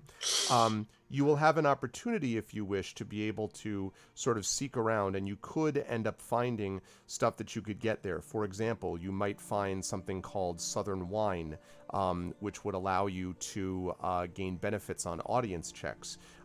You could get a lucky charm from the river folk, which would allow you to improve your abilities in combat. You could get a series of simple but really good items from the player's guide and get them at half or a quarter cost of what they would normally be. So basically, this is a chance for you to go to the market. It's also possible that you kind of might get screwed over a little bit and have to pay more for something, but you would get something regardless if you did this. But because it's basically like a week-long endeavor, this thing, so there's like a lot involved. But I wanted to mention that that's an option for you if you wish, or you can just say no, the hell with that, and you can proceed on with your other. Well, I mean, people's lives are at stake. I think that takes... I figured, but I just it'd be funny though. You You're sure like, you don't want to go shopping? And you're like, sorry, I gotta go shop. that great speech to Robar, and then yeah, I'm just gonna go shopping first. though. Bye. But first, there's a great sale at. It's 50% off, so I can't. Okay, this is late stage capitalism, really. So the options are for me. Obviously, I'm doing the research thing. Yep. And the other one is meet the patron or open the sanctuary. Either one, because Robar is gonna do one of them. Right. So which one was he going to do? He was I'm gonna gonna do sanctuary, but I'm gonna open a sanctuary, and then I've got one other thing I can do as well. Okay. So I'll I probably take a will- trade. Okay, so I will meet patron and research Cool. because the patron will be Radagast. I'll be dealing with him anyway to do the research. It makes sense. Speaking of making sense, Will, the trait that you're going to take, I want you to figure out a way to tie that in narratively to your heading north with the army. Yeah, I'm thinking about that now. Okay. No, what you do is you just look up and say no, and then we move on. Exactly. Sheaf, this is clearly a rerun. This is all scripted. So Right. No, just Every kidding. single bit Yep. of it. Where this is live right now. It is all scripted out of this book. Every Everything. second. Okay. All right. So let's see. And everyone is going to have to remind me as we go through about what everyone chose. But I believe the plan is for the party to head southeast back to Roscabel to report to Radagast, and then to head to the Elf Tower to try to deal with the situation with this necromancer pretender person and with the river's father. Then the plan is for the party to head north and to try to rescue Rovar's sister, and then having done those things, if all goes well, then the party will head east, basically to Erebor at the end of that. Have I got that travel-wise correct? Yeah. Okay, so then the other thing as far as fellowship stuff is concerned is some of you have already got some of your sort of fellowship undertakings, but when you get there, Tani, you are going to open, you are going to get Radagast as a patron and also research lore. So that's what you're doing? Right. Okay. Robar, you are going to open a sanctuary and then gain this trait or a cultural virtue. Trait of virtue. I was going to say, yeah, get one, Yeah. which we'll do on the way to deal with your sister. Inga, you are going to be gaining a cultural virtue, which is associated. No, you're going to be gaining a cultural virtue based. Yeah, so you've already gained the cultural virtue basically as a result of this. And then on your way to Erebor, that's when we'll deal with the shadow reduction in terms of healing corruption. And then last, the river is going to be open. No, not opening a sanctuary. The river is going to be getting the cult. Tell me again. Remind me. I'm sorry. Taking cultural virtue, which I am still in the process of deciding between natural watchfulness and staunching song of the woodman. I'd like to poll the other party members on which one they feel would be most helpful, because I think they're both, narratively speaking, equally good. It's either to have advantage on all wisdom perception ability checks when in or near a forest, as well as a +5 bonus to initiative rolls. That is sick, though. Like the +5 to initiative is... Well, and specifically, like, while about to go to a place that is near the forest where they expect to be fighting, that would make sense. But also, Staunching Song of the Woodmen is to, you sing this song and recover a hit die plus your constitution modifier's worth of damage without expending one of your hit dice. And if you spend inspiration, you can do that for all the party members. Which seems like it would also be very useful, but in a more, not in an, like, that, very useful, but at a lower frequency than the other thing. So. Also, I want to give you a quick warning about this too. The thing that's relating to the forest, you are going to be traveling through Mirkwood, but I don't expect to spend a lot of time in there, and most of the adventure is going to be taking place in Esgaroth and Erebor. And I don't know yet, it depends on how things go. At the end of all this, assuming as everyone has survived, I don't know if you're going to be then moving on to the Mirkwood campaign for the sort of higher levels of your characters, or if you're going to be doing the Ariador Adventures, which is more Barrow-White stuff, which is to the east of Misty Mountains, and I'm probably leaning towards that for a variety of reasons I can't get into. So I just want you to know that you may not have a whole lot of forest stuff going on. I don't know, things could change, but I don't want you to take something and then be like, oh crap, we're never going to be near a forest again. So wait. So you would only get the +5 to initiative if we are like around a forest, right? Not in or within a few miles of a forest. Okay. Well, like the thing is, when it comes to like other like the perception thing, like Robar and Inga get that automatically based on our class. So like from a meta gaming point of view, like there's not really a need for that. Right. But you do have certain. I'm sorry, Terry. I was just say you do have sometimes where you go to like that copse of trees that you like found the bandits in, and like and actually Robar like went into the forest to the eaves of Mirkwood to deal with Vigeland, so there is that. So I don't want to like you. There is the possibility you'll be there. It's just like the bulk of where you're going is not likely to be forest based for a while ish. So I don't know. And the thing for me is that narratively speaking, I feel like the natural watchfulness is kind of a retroactive thing where it makes sense for her to sort of have had this all along because she grew up under the eaves of Mirkwood, whereas the Staunching Song is more something that I feel like she could be taught now as a consequence of having all of this stuff, and or if not even taught it, then to kind of have developed something like it on her own through like having spent time with elves and so on. I actually have a narrative way to teach you. I know exactly how you'd be taught it. Really? Yeah. So, but if you take it, then I know how that works, and Okay. it wouldn't be immediate. What about the fact that like Tawny, it's got like a whole bunch of body hair? Does that count as a forest? Are you within a mile of me? Right. And it's fine. Everything's I okay. mean, he's tall as a tree, so that Gives counts, whole new right? meaning to iron fur. What's the problem? Oh. That's so good. We just need to get like an elf on our party, so that counts, right? Like they're basically, we need to get an ent as a party member. Sure, I'll get right on that. Yeah, have Treebeard. This is how the lore master loses control of the campaign. How did they beat everybody? Well, they just took an ent and they just destroyed everything because that's how it works. There we go. Release the river is what we do. Oh no! Yeah, every Oh, single no! time. Take that, Anduin. We got you. Oh, I thought you meant the river. That's what I thought. Just like over and over again. Again, really like, oh, stop saying that. Froze the river out. Right. So I'm still really torn, guys. Which one should I take? Either of them. I take the song. Do what your heart tells you. Yeah. That's not gonna tell me. See, I'm gonna roll a four-sided die, and it's gonna be evens and odds. So which one is Which which? one's which? I don't care. Even is the song. Even as a song? Even is the song. Yeah. Well, that's a 3. Oh. Okay. I mean, even is the other one. No. Well, okay. If Arv has a cool way of Yeah, doing- that's more important than I If I do, remember but fully- it's not going to happen this second. It's going to happen a little bit later, but it'll be in the fellowship phase. It'll definitely be in the fellowship phase, Yeah. for sure. Oh gosh. Okay, I'm just gonna look at it one We've more got time. 20 minutes left. Let's just go. I promise you will like the way that it's narratively introduced to you, but I can't, yeah. Right. So if you don't, you can sue him because that's the American way. No, I'll just bring up the lightning bag that you guys didn't bring because you were like, and then it was the object that no one had more and more, the absence of it, like. Seriously, we kept thinking we had it because of how many times it would have come in handy. Exactly, it really was. Yep. Okay. I unironically, by the way, love planning sessions like this with a passion because it just reminds me of doing the same thing as a player. So I love watching and it's important because there's a lot going on. So, yeah. All right. I'm gonna try and roll a die as well. So natural watchfulness is even. Is odd, and staunching song is even. Is that what I wanted? Don't know. All right, staunching song it is. Hey.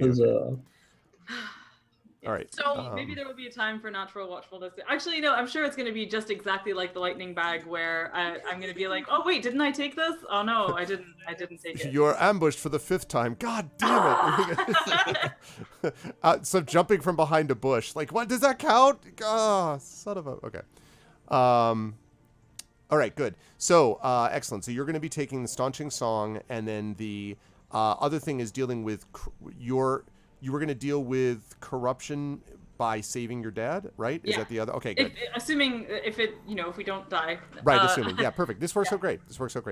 Okay, so yes. So like earlier I mentioned like the thing about like changing character background and stuff like that, and like that I didn't think it had any mechanical thing. Yeah, I Yes. didn't know it had mechanical things, so I like missed out on a bunch of proficiency bonuses on some of my skills apparently for like the past 2 years. So Oh jeez, really? yeah, apparently I would have gotten like proficiency bonus for like intimidation and stuff. So Yeah, that's the reason River has that, like, she has proficiency in athletics and intimidation because of these traits. But yeah. I'm hopeless. I do feel like this is not like something in particular, but just the idea of the altering trait thing. Mm. I don't know. Well, no, it's fine. Never mind. I was gonna be like, it doesn't make as much sense to me that it be subtracted because it's like, or like, you know, swapped for the other traits. Like if River has had proficiency in athletics and intimidation, and then like, you know, something changes in the way that she thinks of herself, she won't suddenly become less athletic, you know? No, it's not so much that. It's that if you spend time working on one thing, you by definition have less time to practice doing something else. If you spend a lot of time working as a writer, you have not had as much time to spend working on your harp playing. But if you gave up writing and you were like, I'm going to become a harpist and do nothing but harping, I assume, I'm not saying you'd forget how to write, but obviously, but you know what I mean? It would, Yeah, it's a that's muscle fair. that's got to be worked. I think that's the point. Okay. And actually, I just want to quickly read that little mechanical description of it because... Oh my god! Sorry, you literally said that, and my cat is playing the harp as we speak. Right now, I can hear him. My cat, in the your other cat and me are like, just like, you know, we're like this. We're like really room. They're connected. in league. I have really connection with it. Okay, so yeah, gaining. Basically, this is a. Well, okay, let me rephrase it. So you're gaining a new trait, but here's an example of how it would be altered. So if you are, let's say that you've decided that the example that it gives is if you have a character who had a vengeful nature, and their trait was vengeful, and they decide that they've turned over a new leaf and they're going to embrace a more honorable way of life, and that's literally a trait, honorable. Not everyone in Middle-earth is going to know or even believe that that change has occurred. So it will take time for that trait in the minds of other people to be noticed or paid attention to. Thus, you're in sort of swapping one for the other, there's kind of an overlap there. So you are gaining a trait, and you can't be obviously honorable and vengeful really at the same time. You eventually have to emphasize one over the other, but it's almost like as one rises a little bit, the other one falls basically over time. So if you had decided to pursue a more optimistic, best foot forward, and not so much doomed approach, you wouldn't overnight forget to be doomed. You would still have that process, but doomed would become less and less a part of your character's history and story. Does that make sense? And more of what your story would be the optimistic sort of version, the optimistic quality as opposed to the doomed quality. Yeah. Just as I would imagine that there's still a lot of people who fought in the Battle of Five Armies that don't know that Tawny Bear has become a pacifist. Exactly. And that And it didn't happen like the next day. It wasn't like Right. Tawny was like, next day, I'm peaceful now. Like, I mean, I'm sure there was 5 years later, yeah. Yeah. So it's really more that, Amal, is what I would say in terms of like Gotcha. how that adjusts over time. That makes sense. I can imagine if she lives that long. I would love to transition River from doomed to emissary of her people because I think that's like definitely a trajectory that I see for her. But 100%. I think it'll take a little bit more, something else. It really is thinking. It really is almost giving people a sort of way to kind of in their mind quantify how their quantify, I guess, how their specific aspects of their personality will change over time, you know? Anyway. Okay, so good. That is awesome. I think this is going to be really cool. All right, so the first order of business then is to head off to Roscabel. So assuming everyone is done with flashbacks and things like that, as you prepare to head out to Roscabel on a pleasant morning with still just a little bit of the sun is burned off the fog already, and it seems like a bright sort of day, which does not necessarily match the foreboding in the river's soul and what it is that you will find when she gets back there. But as the party prepares to head east, Barinald comes up to you, Inga, and says, so before you leave, I know that we're planning to go together to this thing, yes? To the land of Erebor, you and me. Well, looks like we first have to take care of some other things, but yeah, I would love to. And he says, all right, perhaps we can set a time and a place to meet. I think I'll be able to be there at a given time of year if you tell me what it is. Well, I mean, our plans currently are that we are gonna be traveling to the Upper Vales at some point, and then from there to the Erebor. So it would make sense to take the old elf path. So maybe we could eat at a place called the Easterly Inn, if that rings any bells with you.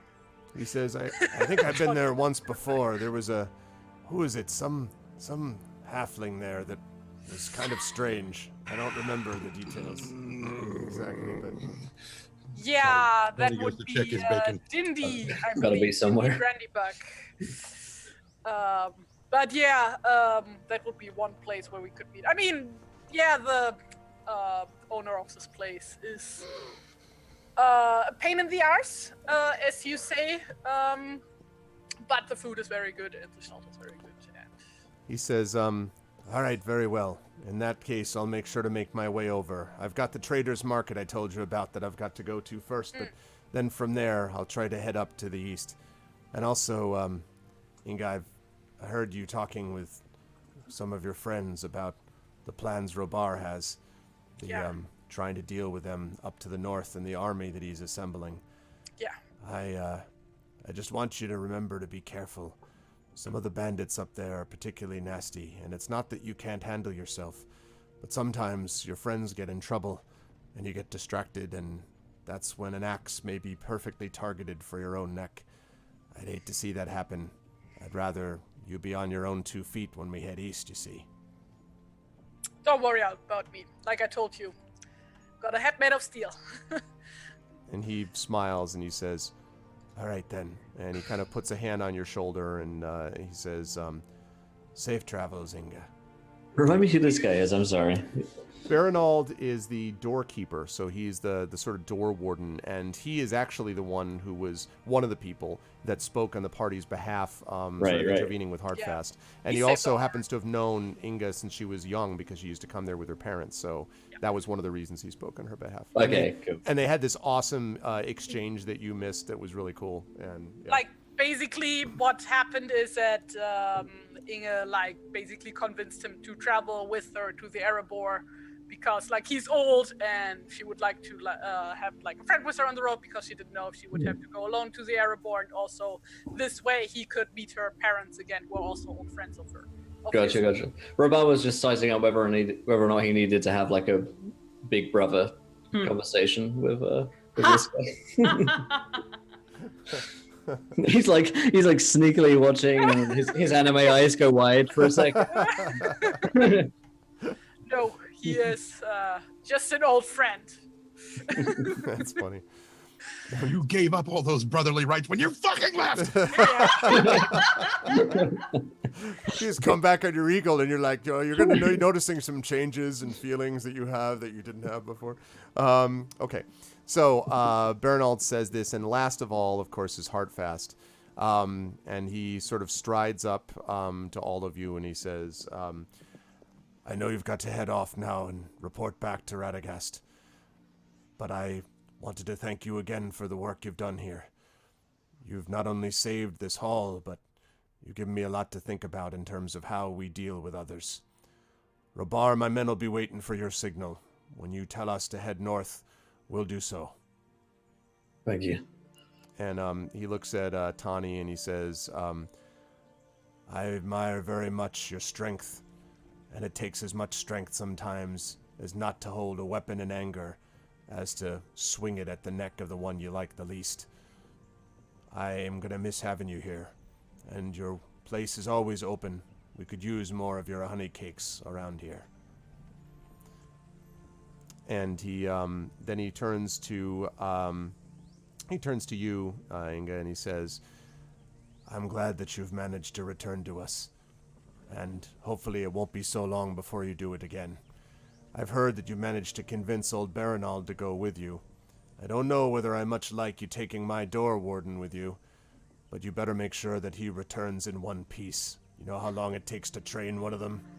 And he kind of smiles at you slightly, and kind of just says, you travel safe, and bear my best wishes to Dane. I will. And he'll make it back in one piece. Don't worry. And he nods, and last he turns to you, the river, and he says, he kneels down and he actually pets Stone, and then he stands up and he says, "And for you, kinsman, it's said sometimes that those on the east of the Anduin can't see the west for the darkness that lies there. But I've seen that that's not the case. Woodmen ought to hold together, and you've proven that you're worthy of everything a woodman is. I'll rethink my feelings about Roscabel, too. If they can produce stock like you, it's obvious that we've got some work to catch up on our side of the river. When you head back over, you make sure that you give my best to them there. Tell Radagast that we still hold the guard. And he looks up for a moment at the tower, and you can see the horn that you all blew, and he's like, and remember, when the horn blows, you're a part of us now, bound to us by it. That means that we're with you in the darkest of places. And he kind of, and he smiles at you and says, all right then. And he nods and steps away, and the gate opens, and all of you head out to the east. Does it open smoothly? Is it the new door warden who's... Wow. Barinald opens it with his teeth. That's how he's like all right. Absolute travesty how this door is opening. They don't know how to open doors these days. All right. So you head off to the southeast, and for a good period of time, your path seems to be an easy one for the most part. Actually, I should have asked this first, just quickly. We're not going to play out the entire trip this way, but are you planning to go like this and down? Were you like, how are you planning? Are you planning to go like directly there? How are you planning to head? Sure. Let's head through the Gladden Fields. That's the shortest way, right? Hey, look, listen, I'm just the messenger. Any way that doesn't involve Robar drowning. Yeah, I was gonna say the fewest Hey, you've got areas more of hit water. Yeah, I was gonna say. Well, in that It just case, took me longer to die. As I Those extra hit points weigh him down. I think that's fine. If you want to avoid that, all you have to do, Robar, is you're just going to go up here, and then you're just going to go up there, and then cross around through the mountains, and come down this way. See? It'll be fine. You just watching go the stream. As soon as I'll take the long route. up all this way, and then you'll be fine. So you had like a pet eagle now, right? You can just fly us there, basically. Yeah. I think the straight shot and down is the one that probably makes the most sense, because again, it's the route that they traveled before, isn't it? So they'll be going over similar terrain and crossing at the same place. Wait, can't we just take a boat? Because this is like downstream, so. But we also had a If boat. you go directly east, you'll get to where the boat is. That's right. Yeah. Yeah, let's take the boat. Yeah, let's go there and cross with the boat as best we can. Well, I'd say we take that. Wait, I'm gonna paint it in. So we go here, take the boat, go down the river all the way here, and then this way. Okay. That's what I'm suggesting. That's fine. You can do that. Well, I don't like how closely that goes to the river, but seems fine enough. Brings me a little closer to the river than I'd like. Like sort of. Okay. Yes. Let me double check this for just a minute. All right. Make sure I have all my ducks in a row based on what you've just said. Okay. Lovely. Okay. As you let's see, where's that eastern? Oh, good. Okay. All right. So you head down the river, the Anduin, using the boat as previously mentioned. And as you travel along, one of the things that you notice, let me make that a little bit larger.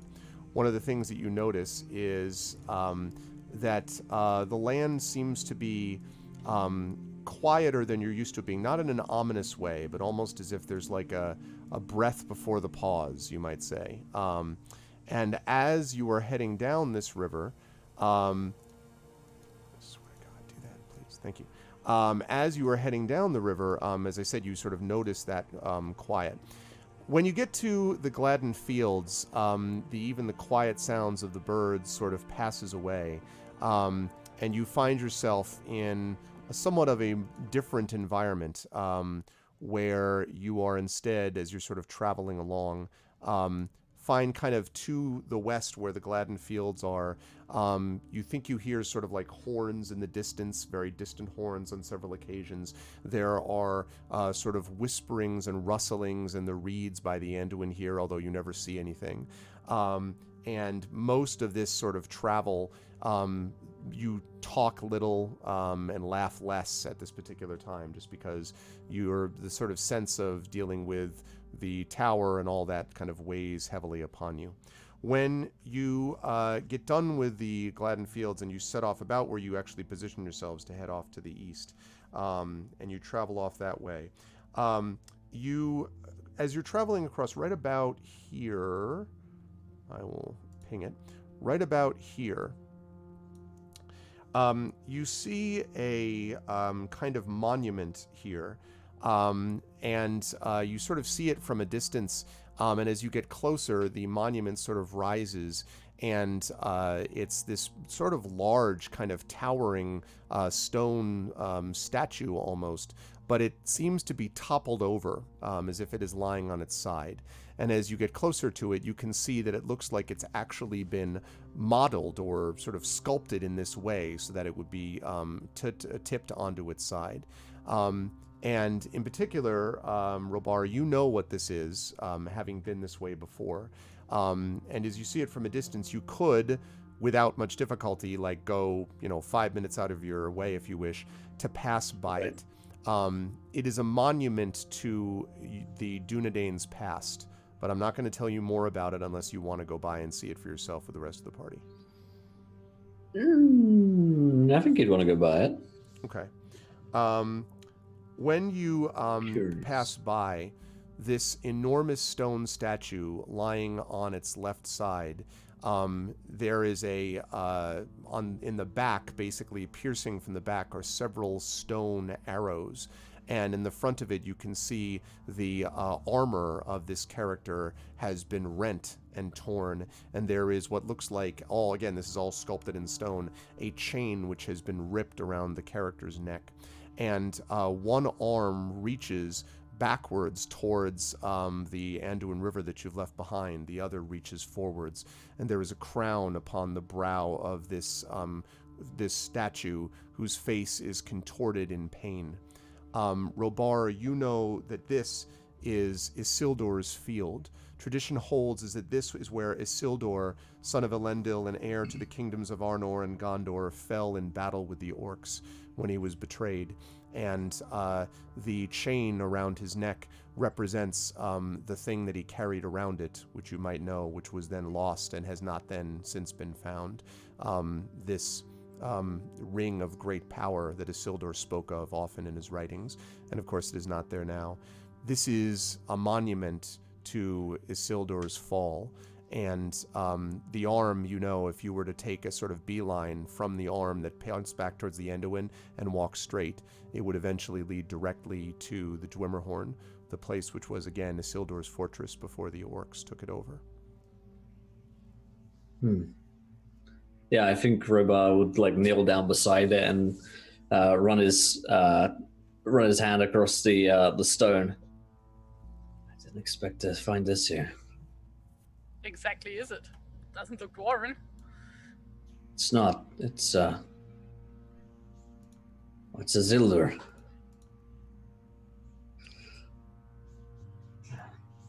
This well, this must have been where he passed.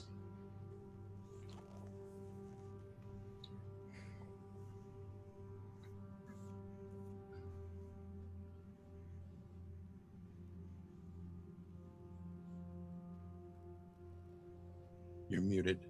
I was wondering, I'm like, that's an ominous moment. Sorry. Take two. Yeah, so I'm gonna... Can you actually hear me? Yes. Yeah. I can hear you now.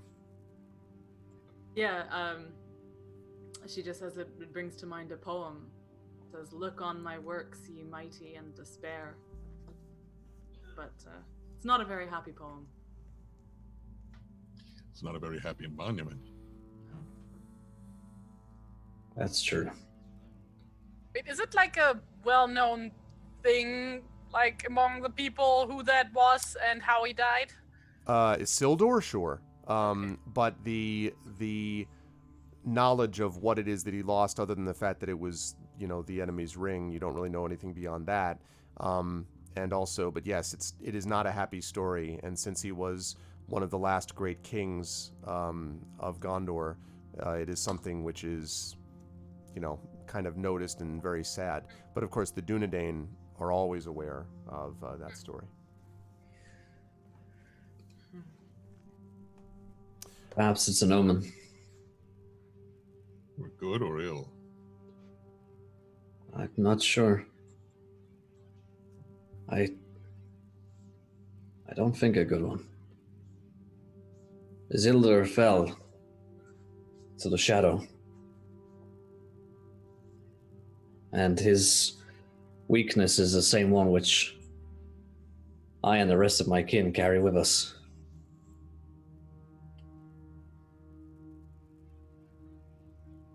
Inga like walks up to Robard, like slaps him on the back, and is like, "Well, good thing that you have us to keep you afloat, right?"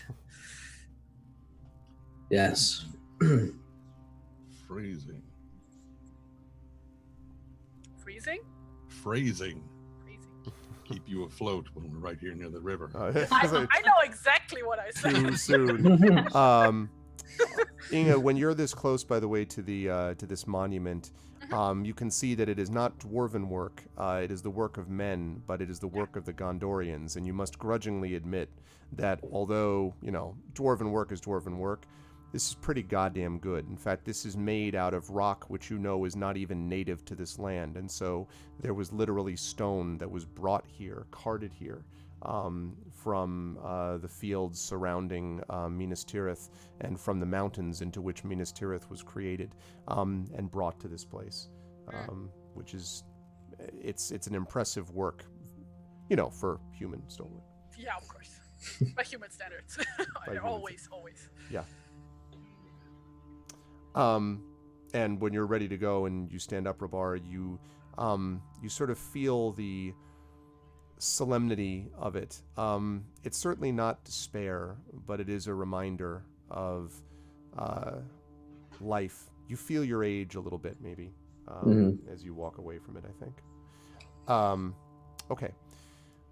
The rest of the trip, however, as you pass into the East Anduin Vales, passes relatively, I guess I would say, uneventfully. And as you arrive back in Roscabel, and let me pop up the Roscabel map, which is here. Okay, as you arrive back in Roscabel, I don't know why we have two rivers on the same map. And we had multiple stones. Okay, there we go. Two rivers diverge in a yellow wood. Sorry, she could not be one woodman and travel both. As you folks enter into Roscabel, you notice that things here seem rather quiet. And as you enter, you notice just that the outside area of the sort of large hedge that surrounds Roscabel River looks somewhat scorched, as if someone attempted to set fire to it or to light it, or maybe there was something against it. The gate is still strong and all that, and as you enter the inside of this place, everything inside seems to be okay, but you notice definitely that something was up that was not there before. And as you travel up to eventually Radagast's place, up here. As you travel to Radagast's place up there, you notice sort of the quiet. You do not yet see your mother either, but that's because I'm assuming you're heading directly to him before you go down to before you go down to him after that. And so, again, you manage to get into this place. You go through this path of these crushed white stones into the center of this place.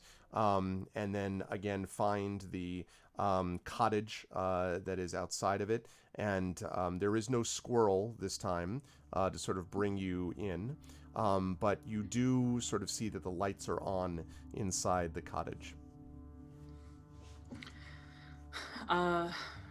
River will step forward and knock on the door and call out as well, Radagast! Radagast, we've returned. And above you, you hear a caw, and sort of looking up, you see there is what looks like a large crow kind of staring at you from right above the door. Sort of, it has this moment where it's like, with beady eyes, like staring right, at you. And then it pecks twice on the wood behind it, and the door swings open. And from inside, you hear, "Come in, come in." River looks at the others and heads in. When you come in, you see Radagast, indeed, who is sitting at the table. He has several sheets and papers sort of rolled out in front of him. And you can see that he's kind of looking at them with sort of a frown on his face. And every so often, he lifts his hand, and this little chipmunk on one end of the table runs over with a quill to him, and he sort of like writes some stuff down, hands it back to the chipmunk. Chipmunk runs back over and dips it in this small little inkwell, and then brings it back to him. And so he does this. Why he doesn't just dip it himself is unclear, but he seems to be not paying much attention as this is happening. The crow kind of, and he doesn't really pay attention to you after that first statement. He's still kind of like looking intently down at this paper.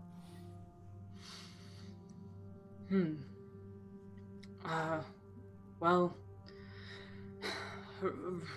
River clears her throat a bit and says, "Well, Radagast, you asked for us to bring you tidings of what was happening in the West Anduin Vales." And he says, what's that? Oh, and he kind of looks up, and he looks up and he says, "Oh, I am sorry. My mind's been occupied as of late. I'm glad to see you. I've heard some tales already. Here, have a seat, please."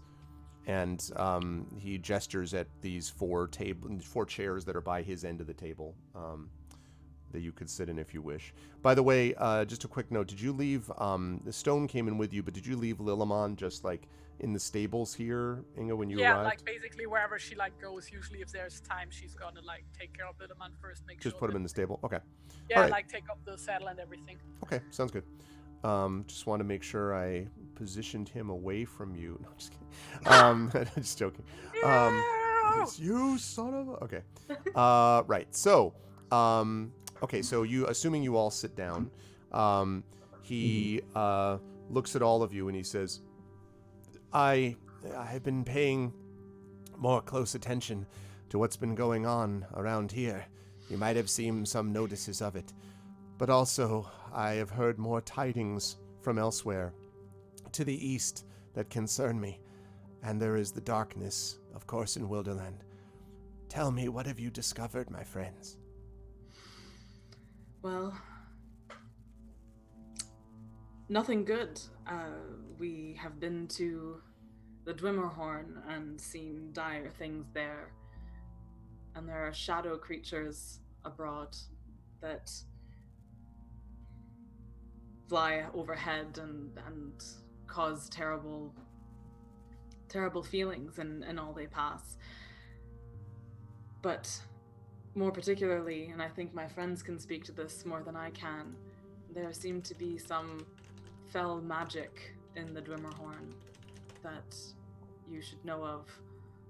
She looks to Tawny and Inga about this and gestures to them to continue. He looks up at both of you. Oh, a lot of dead people, that's for sure. Pit of dead people, yes. Yeah, among others. He frowns at that. Yes, I would frown as well. Moreover, I was quite bothered by the sight of a large temple of black stone, and within a large casket or coffin of some type, surrounded by a gigantic green chain that seemed to glow with some sort of evil. When you say chain, his face goes pale, Yes, that color right there. and his face goes pale, and he sort of sits back. The chain. Can you describe what it looks like? Inga goes into like great detail of like the chain because like knows a Yeah. little bit about smithing, I guess. I mean, yeah, she might. And he sort of listens to all of it, and then he whistles, and this fox goes over to the shelf of books that he has behind him, and he says without looking, "The one on the bottom," and uses its nose to pull out this fairly thin book, and then very gently in its teeth brings it over to Radagast. And Radagast kind of absentmindedly pats the fox and then picks up the book. And he opens it and sort of opens a few pages and then comes to the middle of it and has this one drawing, and he kind of slowly pushes it forward.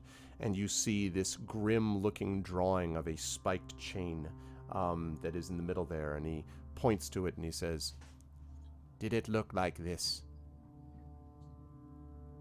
That's it. I was going to say, I don't know. Did it? I'm asking you. No, he says, yeah, it does in fact look exactly like it. Yeah, that looks about right. He says, "This is the chain of Thangorodrim. It is a relic of great power.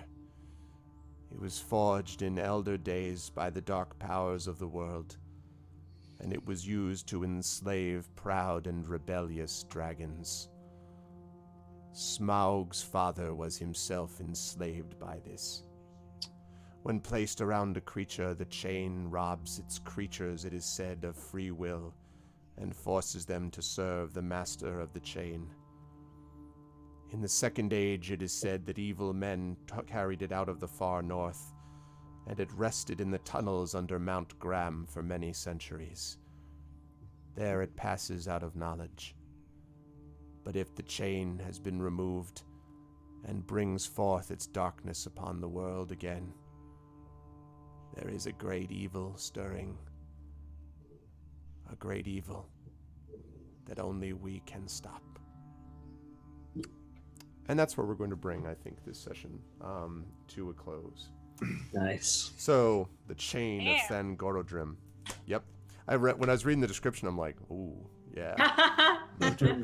All right. So that is good, because that means during our next session, we will be able to lead off with Radagast finishing up. And then River will be able to talk with her fam, if that's what she wants to do, her mom a little bit. And then we'll deal with the River trying to get her father back, and then head up north to deal with Robar. So good stuff. There's a lot of planning in this session, but it was necessary because there was a lot of stuff to do. So I will start at the bottom as I usually do with Amal. Wonderful stuff today. As always, Amal, I was enjoying seeing what you were coming up with. I love the debate between, do I do the staunching song or do I do the watchfulness thing? So how'd you feel about today, and where will the fine folks see you next? Oh, I really, really enjoyed this. I'm also really glad that it was more of a planning session, because I still feel quite stupefied from travel. So I don't think I would have been up to battle mode or anything that required more wits than what we did today. So yeah, I really, really enjoyed it. I loved the role playing between Inga and Robar in particular. That was super fun. A lot of fun. And Tawny, heart melty. It's good. Found family stories. I love them. And BT Dubs, I'm still like, wait, do I still want natural watchfulness? So I don't know. I feel like, I don't know, if I think about it and then at the start of next session I'm like, actually I changed my mind. Is that okay? Sure. I mean, absolutely. But as I say, just but I know, the same I know. I hear caveats you. apply. But yes. Same. But anyway, yeah, so no, I super enjoyed that. That was really great. I really hope things go well next session with the rescue, and that it's not horrible and upsetting more and stuff. So that will be something to hope for. Besides that, where will I be? Oh, right. So first I had a column come out in the New York Times this weekend recommending some books. So I thought I would just tell you all the books that I recommend. Chiefly, it is Anne Leckie's The Raven Tower, which came out today. I just saw that. Yeah. Man, that book is great, and I highly, highly recommend it. Okay. It's, first of all, it's a standalone fantasy, and I just feel like there was a dearth of those lately, and it's just beautifully written. Really gorgeous stuff, very kind of Hamlet-esque, except if Hamlet were told from the point of view of like Elsinore Castle, and it's really, really great, and I super loved it. And the main, one of the two main characters is a trans dude, so I also really, really like that. Cool. But yeah, so you can check that out. I am going to.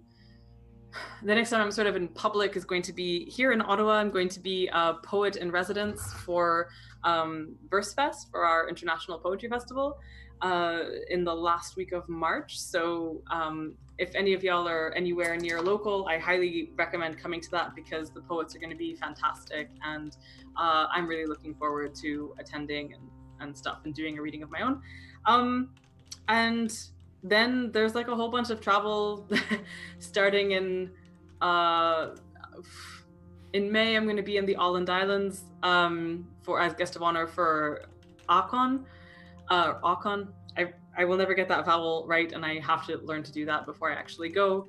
And then gosh, when I start to think about the summer and all the travel therein, it is a bit nutty. But I will remind y'all that pre-orders are open for the novella that I co-wrote with Max Gladstone, called "This Is How You Lose the Time War." And I am deeply hopeful that a really cool announcement about that will be shareable come next session, maybe, because a really cool thing happened that I can't talk about. So yeah, that's a thing. But in the meantime, you can pre-order the book from wherever books are sold, and you can pre-order it either in print or in audiobook or in ebook. So go to it, and it comes out July 16th. And then most of the travel that I'm going to be doing is in support of it. So yeah. Awesome. I look forward to that. And actually, Amala, are you at liberty to talk about, do you know yet about anything relating to Gen Con attendance or not attendance? Or I don't yet. I'm still very hopeful of going. Okay. The likelihood of it is partly potentially connected to some other thing. Thing you can't talk about? Okay. Yeah. So I mean, one of the nice things is that might potentially happen is no, actually I can't. I just can't. Anyway, so I'm really hopeful. Okay. And I really hope to be less mysterious about this by next session. So that's totally fine. My hope is that that may also tie into something I hope that this particular group may be interested in relating to that, but we'll see. Okay, cool. Yeah. Awesome, good stuff. Always a pleasure. Thank you, Amel. It's good stuff tonight. Moving right along, Terry, again, I also really enjoyed I knew it was going to be great, so it's just been a long time coming, so having the interaction with Robar, with you and with Ing and Robar was great. How'd you feel about today, and where will the fine folks see you next? Oh, today was great, actually. So, I mean, it's always great, but like, you know, so happy that Will is here again. Like having Same. the whole party here. Yeah. So yeah, also like really happy that we are going to the Erebor, because I don't know if people knew, but I really like dwarves. What? That's never been clear. Okay. No, not ever, never. So yeah, and like finally getting to wrap up some loose ends here that have been like dangling for a long time, such as like the whole Robar's sister business. Mm-hmm. First, we are finally gonna rescue the dad, and then back on the road again, which is gonna be nice. So, yes. Yep. First we rescue the family, then we rescue the world. That's Cool stuff. That's thank you, Terry, Save as always. reverse dad, save the world. Is that how that went in Heroes? Yeah, exactly. That should be that. Oh God, man, yeah. Save the cheerleaders. Yes, Yeah. good stuff. Thank you, Terry. Always a pleasure. Will, yeah. Again, I echoed everyone else said. Pleasure to have you back. I'm so glad that we've got you as more regularly on. I love. It was just beautifully awkward. And the conversation that was taking place. And yeah, I also, it was just very short, but I enjoyed I wanted to see what your reaction might be to the Isildur's Monument. I know that was shortened towards the end, but I was just enjoying seeing, I happen to be a big fan of the whole Dunedain in general. Aragorn's probably my favorite character out of the Lord of the Rings, and I'm always sort of drawn to that sort of story, so I thought it was cool. Just sort of side note that you were working on that. So, how'd you think about today, and where will the fine people see you next? Yeah, and I definitely loved that awkward moment with Inga. That was a lot of fun to play out. And everybody, frankly, with the crispy bacon too. I mean, that was he knew it was coming. Yeah. And yeah, I loved that moment with the Isildur. Because I like that storyline of he's chosen to not focus on his people, and he's being sort of drawn away, and there's a lot that echoes in Isildur's story that maybe echoes in Robar's future one. So yeah, I'm very excited about that, and somewhat hesitant, somewhat nervous about where that will go, but it's going to be good either way.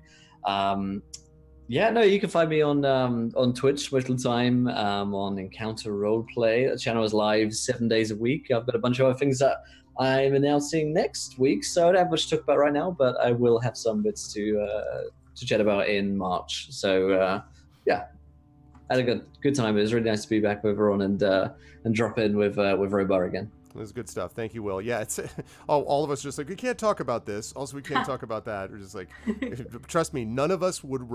All of us would like to talk about everything like right now. None of us would want to hold on to it, but we have. Right. I do have to run. I won't turn off my camera, but I'll all right, keep sounds it up. good. Thanks, Will. Yeah, always a pleasure. And last but certainly not least, Tren, always a pleasure. It was good to see. I thought Tani had a lot of good moments there too, that I was enjoying sort of following up, and the family dynamic of this group has really been great to see as well. So, how'd you feel about today, and where will the fine folks see you next, sir? What? No. Mm-hmm. Cute. I know. I'm adorable. Anyway, I'm gonna kind of go against what everybody said before me. I loved this.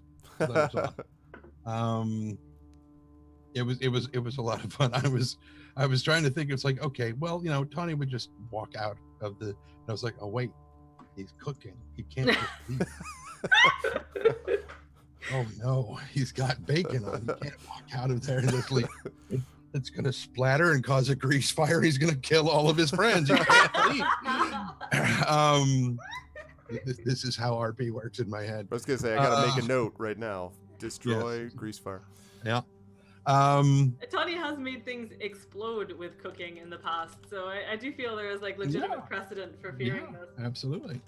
And it was awesome. As was this. It was great. I very much enjoyed the thing. I think I don't remember if this was the first time that we really touched on the fact that Tawny doesn't have any family. That he has no family left, for whatever reason. Yeah. Certainly not mentioned by him. Like he's never, so. Are they all dead? Does he not talk to them? We don't know. He just doesn't have any family except for these people. And kind of Beorn, but that's a very distant kind of, uncle that lives down the street that you don't really talk to all that often, but he's got a really cool boat, so you go fishing with him every once in a while. Anyway, that I guess kind of thing. There's a story here. If only. I do enjoy fishing, but anyway, I really very much enjoyed it. I'm now that we've unfolded the book. Unfolded, is that what it's called? Sure. Okay, we'll go with that. And the bookmark is now laying on the opening descriptions of this chain. I'm like, oh really? Go on. It's like this research is going to be very. I was like, okay, yeah, so it's a big chain, blah blah blah. Until you said Smaug's father, and then at that point I was like, hello. Mm-hmm. Smug's got a daddy, or did before he died. Mm-hmm. Not that they hung out much. I mean, it was a different thing. Yeah, it's kind of like the uncle down the street. Anyway, Mm-hmm. the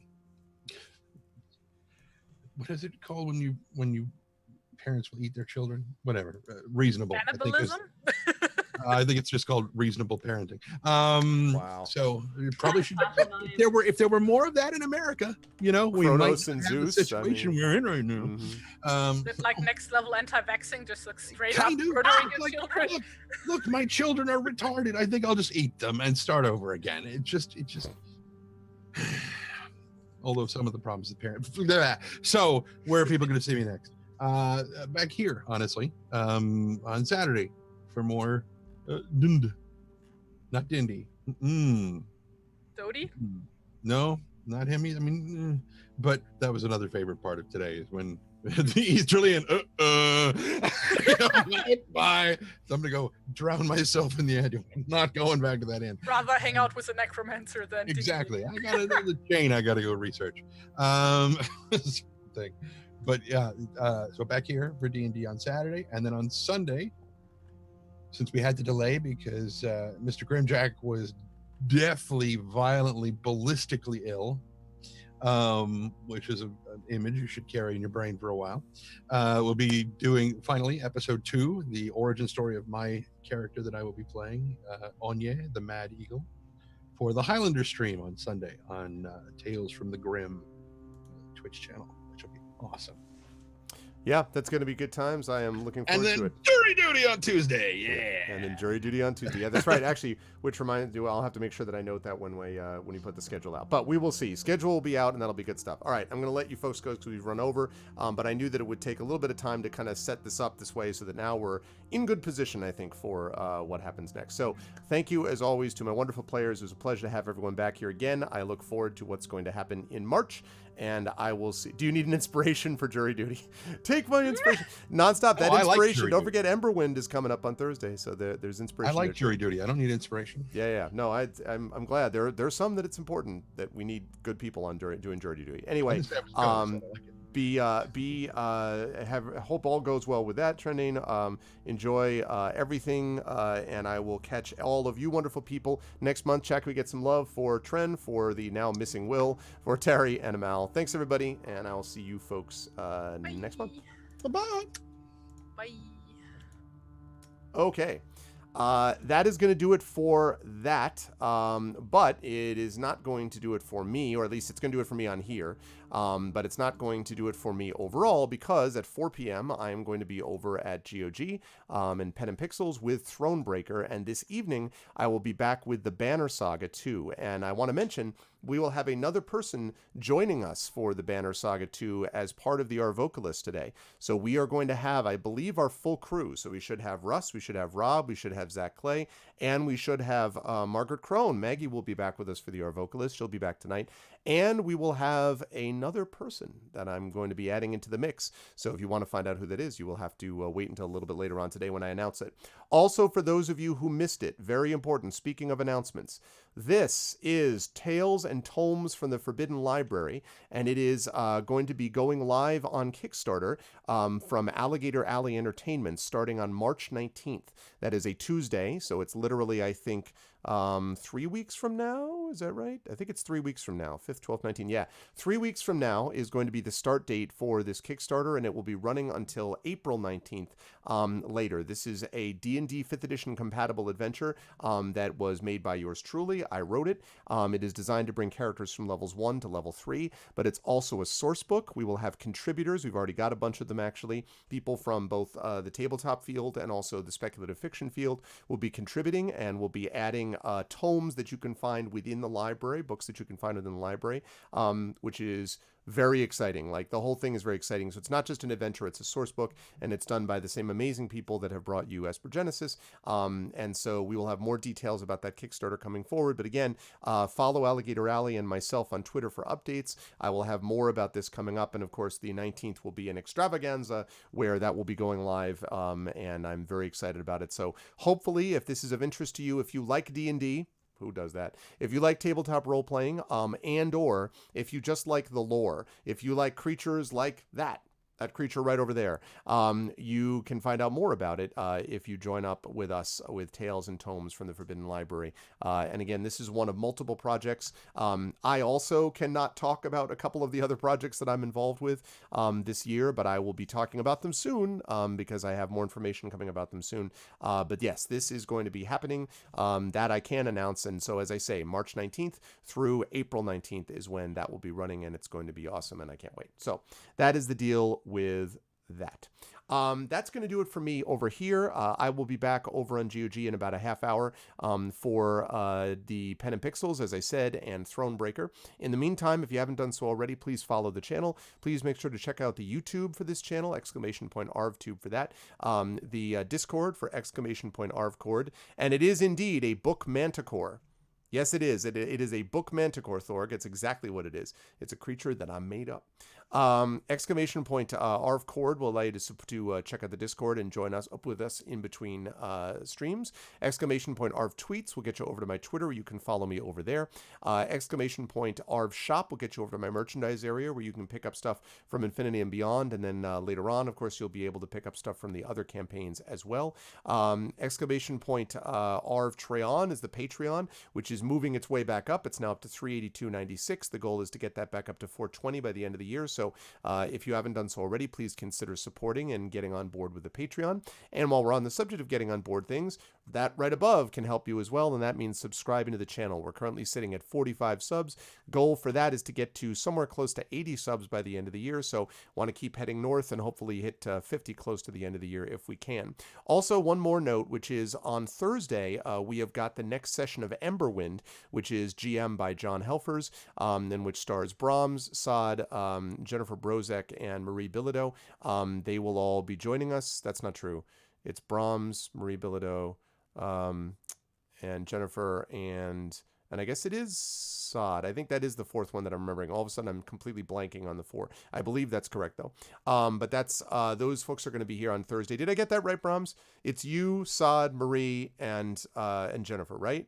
Did I get that right? Oh, yes, I'm right. Okay, good. I want to make sure. So that's happening Thursday night, and I will definitely be looking forward to kind of checking that out. I will not be playing in it or GMing it, but they're streaming on my channel as I continue to broaden out the channel's offerings over time. But as for me, I'm heading out. I'll see you folks today at 4 p.m. for Thronebreaker over in GOG, and then tonight at 9 p.m. Eastern for the return of the Arvocalis and the Banner Saga 2. Until then, thanks, everybody. Much love. Thank you to my wonderful viewers. Thank you to Ardenel, Thorg, for the wonderful work today as mods. Thank you to Aradinel, Thorg, Nonstop Brahms for subscribing. Thank you to Amal, as always, for the wonderful play. Thank you to Bananaman. Thank you to Commander Root, ECAG, Electrical Longboard, Arenth, Fraswar. What's up, Fraswar? Thank you to Gorgar, Harlequin, Hatnix, Host Giveaway. Thank you to Jagtris, to Creighton, to Moobot. Maybe Fraswar can get Moobot under control. Maybe that can.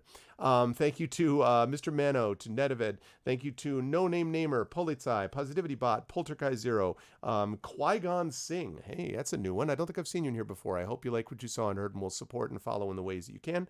Thank you so much to Slow Cool, to Snicer Tenu, to Stay Hydrated Bot for always keeping me hydrated.